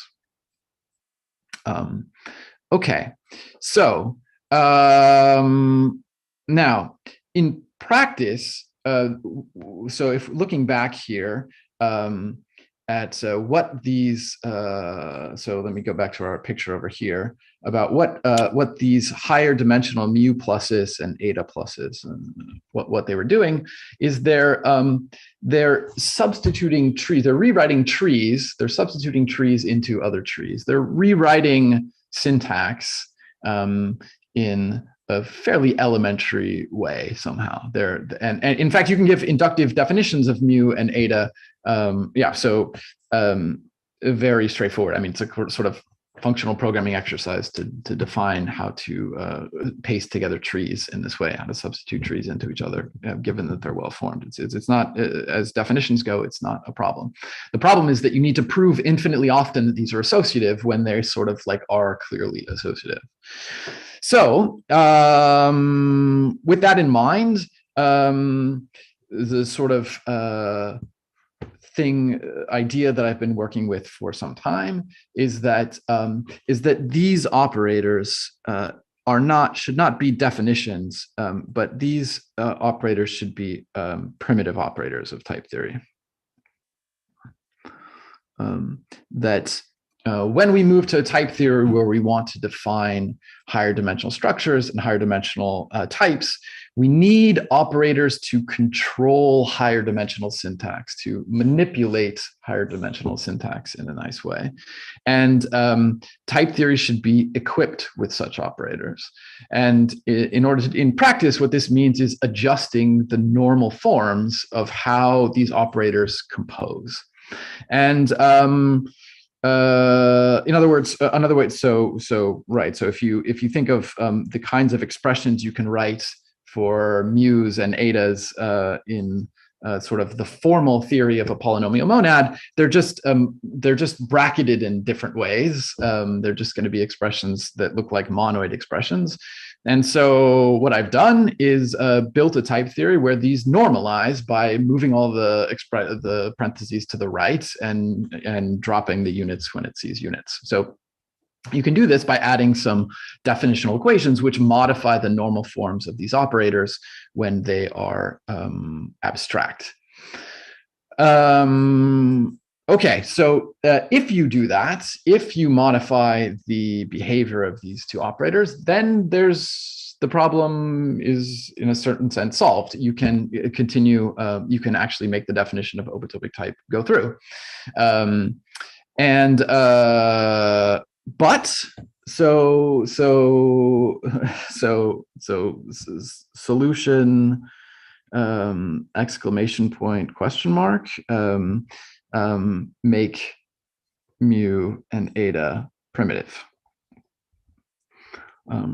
So the difficulty with this proposal is that you may have solved the problem once, but there's no guarantee that this problem won't come back. So for example, the first thing you want to do after you've defined what an open-topic type is, X and Y are open-topic types, and you'd like to say what is the collection of maps between the space of maps between two open-topic types. And you will find that you have exactly the same problem, that there'll be a collection of equations which need to hold definitionally in your theory in order to define the space of maps. So that's not encouraging because the problem with this is we can't keep adding equations forever, because I mean, if we work in the theory where we're allowed to add any equation anytime we need it, that theory is trivially inconsistent. So we need to find some collection of equations that we're going to extend a type theory with, which bracket out somehow what we're adding, which describe what we're adding, other than just saying we're adding the equations I need whenever I need them. And but I propose that there is kind of a solution or a natural set of equations to add that sort of completes this picture into a workable theory. And so in particular, the first kind of thing that you're going to want to add is equations that makes maps well defined. But then you also want a notion of dependent open-topic type. And this is pretty clear because we're working in dependent type theory. So you're going to want something like this. And you'll find that you need equations to make this make sense just as well. And then you'll find other thing. Actually, then once you have dependent open-topic types, it's pretty clear that you're going to want to take the dependent sum of two open-topic types. And after that, it's going to be pretty clear that you want to take the dependent product of two open-topic types. And then it becomes, I hope I'm sort of leading you in the direction of what I'm proposing here, which is now it becomes clear the equations you want. You want the equations not only that make open-topic types well-defined, but make the type theory of open-topic types well-defined. So you should somehow complete type theory to contain a definition of open-topic type together with the equations that make it into a type theory. So I should say, so let me compare this with some other approaches to this problem of coherence. So there are two other ones that I know of. Vladimir himself proposed something he called HTS, which was higher type systems. And there's another similar idea that goes by the name of two-level type theory. And the idea of these type theories is that you have the HOTT types, what we call the fibrant types. And then you have a sort of second type theory around it with the non-fibrant types. And these types are assumed to be sets. And so you have sort of two type theories working in parallel. You define them as sort of at the same time, but you suppose that the outer type is truncated to sets and it has a stricter notion of equality. This lets you run a lot of classical set theoretic arguments in order to solve these sort of coherence problems, because in the outer theory, you're essentially working with sets and everything is truncated.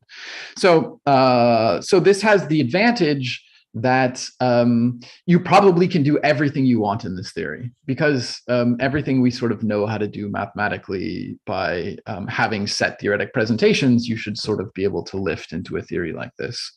But what I'm proposing here is exactly the opposite, which is that so this sort of open-topic idea here is that the outer theory is hot. In other words, we're living inside of hot. But we add internal to it the collection of open-topic types and the type theory that makes them well-defined. So what this, because here in this type theory, open-topic types are defined in terms of ordinary types. And in particular, univalence applies to these presentations.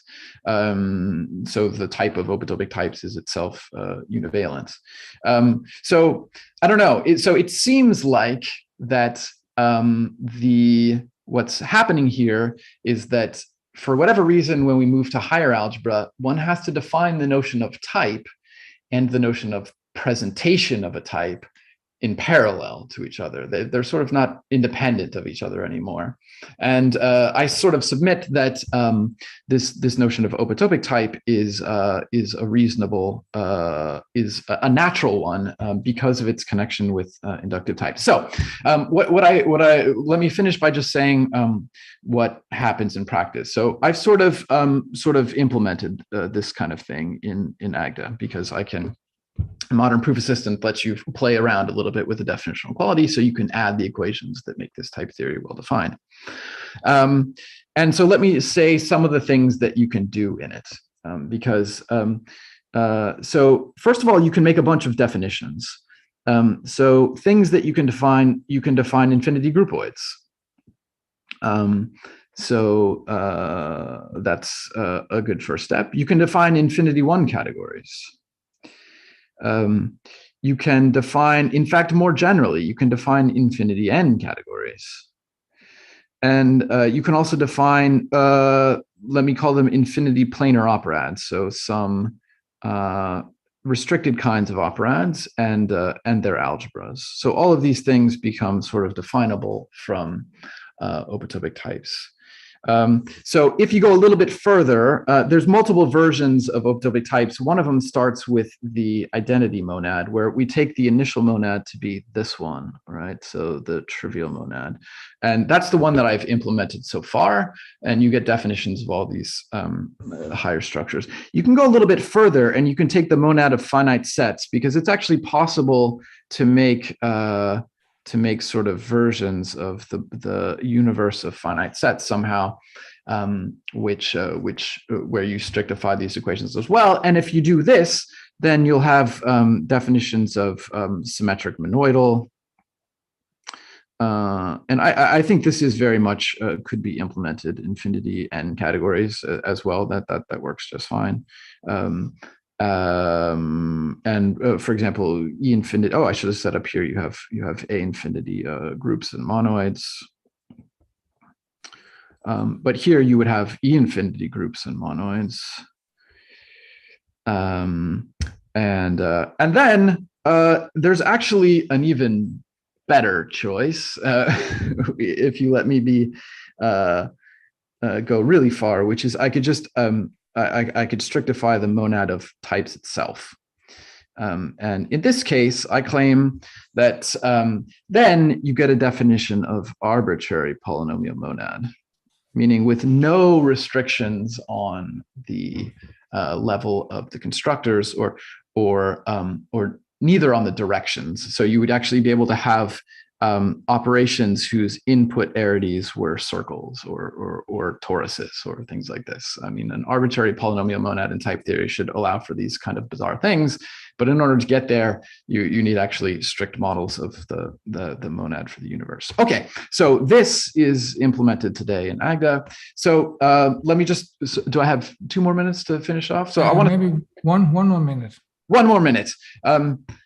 So I want to say that just definitions aren't that great. I mean, you can give definitions as much as you want, but there are also a bunch of constructions that are now definable in this theory. So for example, you can associate for every type, you can give an optopic type of its identity types. So this construction is definable. You can define the universe of optopic types, it turns out, very easily in this theory. You can define the free infinity groupoid generated by an optopic type, and you can define the join of optopic types as well. These are just some of the constructions, and these constructions has also all been made in Agda in the development I have now. So in other words, you can do a lot of things after you've added these equations. None of these constructions need any more equations. So this is the sort of trying to build a collection of things that you can do that don't require you to add more equations to the theory, right? That's the sort of goal. You want to eventually get out more than you're going in. So last thing, there's also a couple theorems so that are sort of work in progress, but I'm pretty confident go through. You can prove that the universe of types is actually equivalent to the type of infinity groupoids. So every groupoid admits, every type admits an infinity groupoid structure, and it's unique. I believe you can actually prove now that A infinity groups are the same as pointed connected spaces. So this is a classic theorem of homotopy theory. And I think for me, it's a kind of test case of can we get correct answers from a theory like this? And I believe this is definitely doable. And a last thing is that you can actually construct and prove that type is an infinity 1 category in this theory as well. Yeah, so I think this makes some progress in terms of this problem, but we had to go beyond the usual limits of type theory, and I'll stop here. So thanks. Okay, thanks a lot, Eric.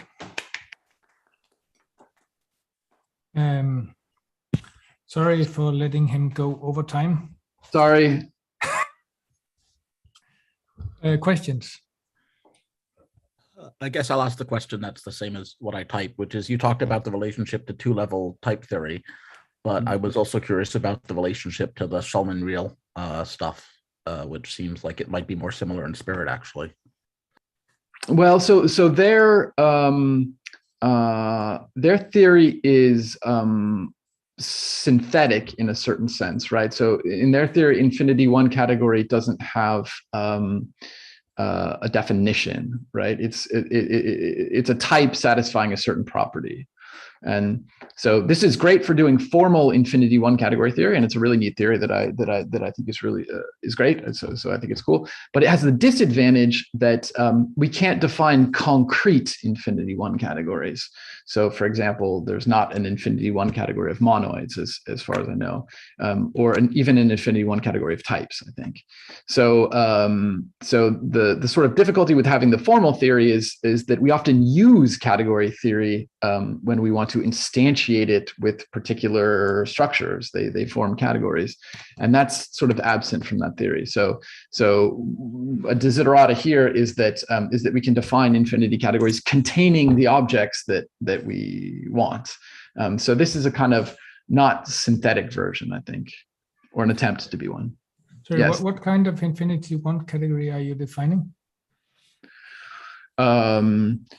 I guess I would say I'm defining an opotopic one, but you can equivalently, but there are many, but I expect that you can prove that it's equivalent to any other version of infinity one category you give.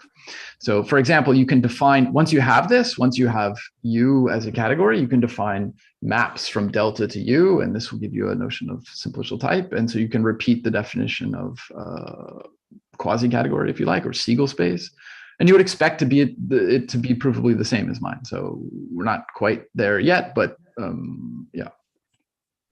Oh, thanks. Steve has a question. I have a question. Thanks, Eric. That's very interesting work.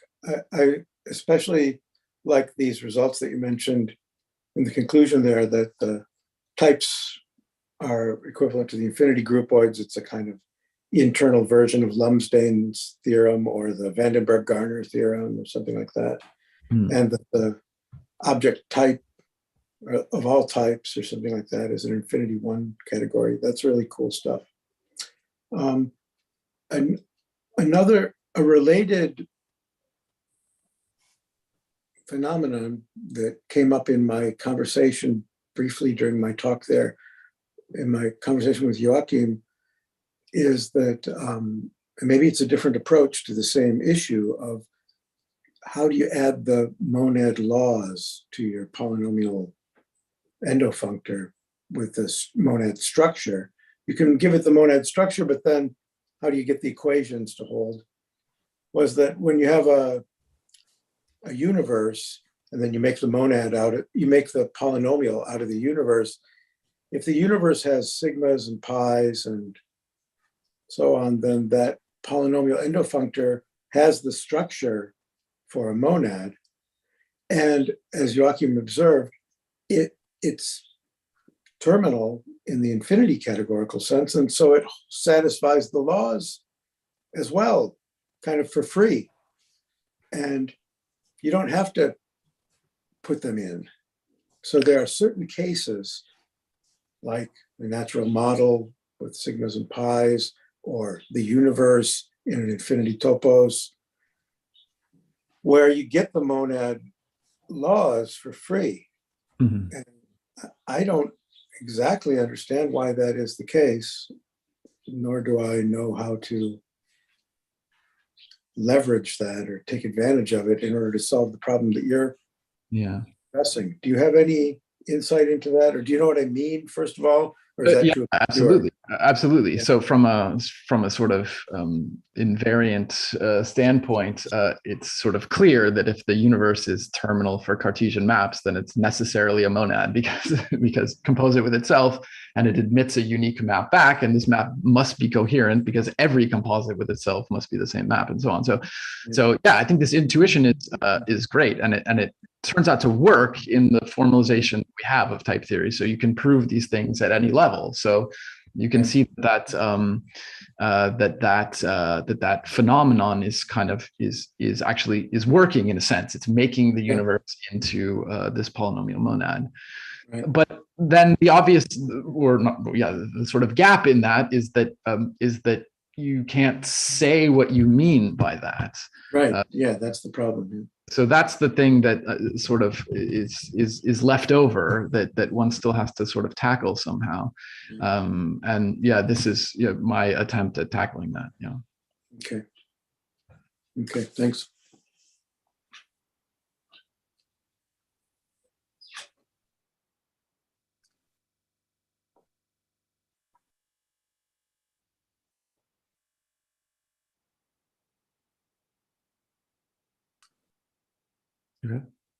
Okay, well, maybe we should thank, I don't mean to butt in on my co-organizer here, but maybe we should thank Eric again. Sure. Sorry, I just did that, but I was muted. Okay.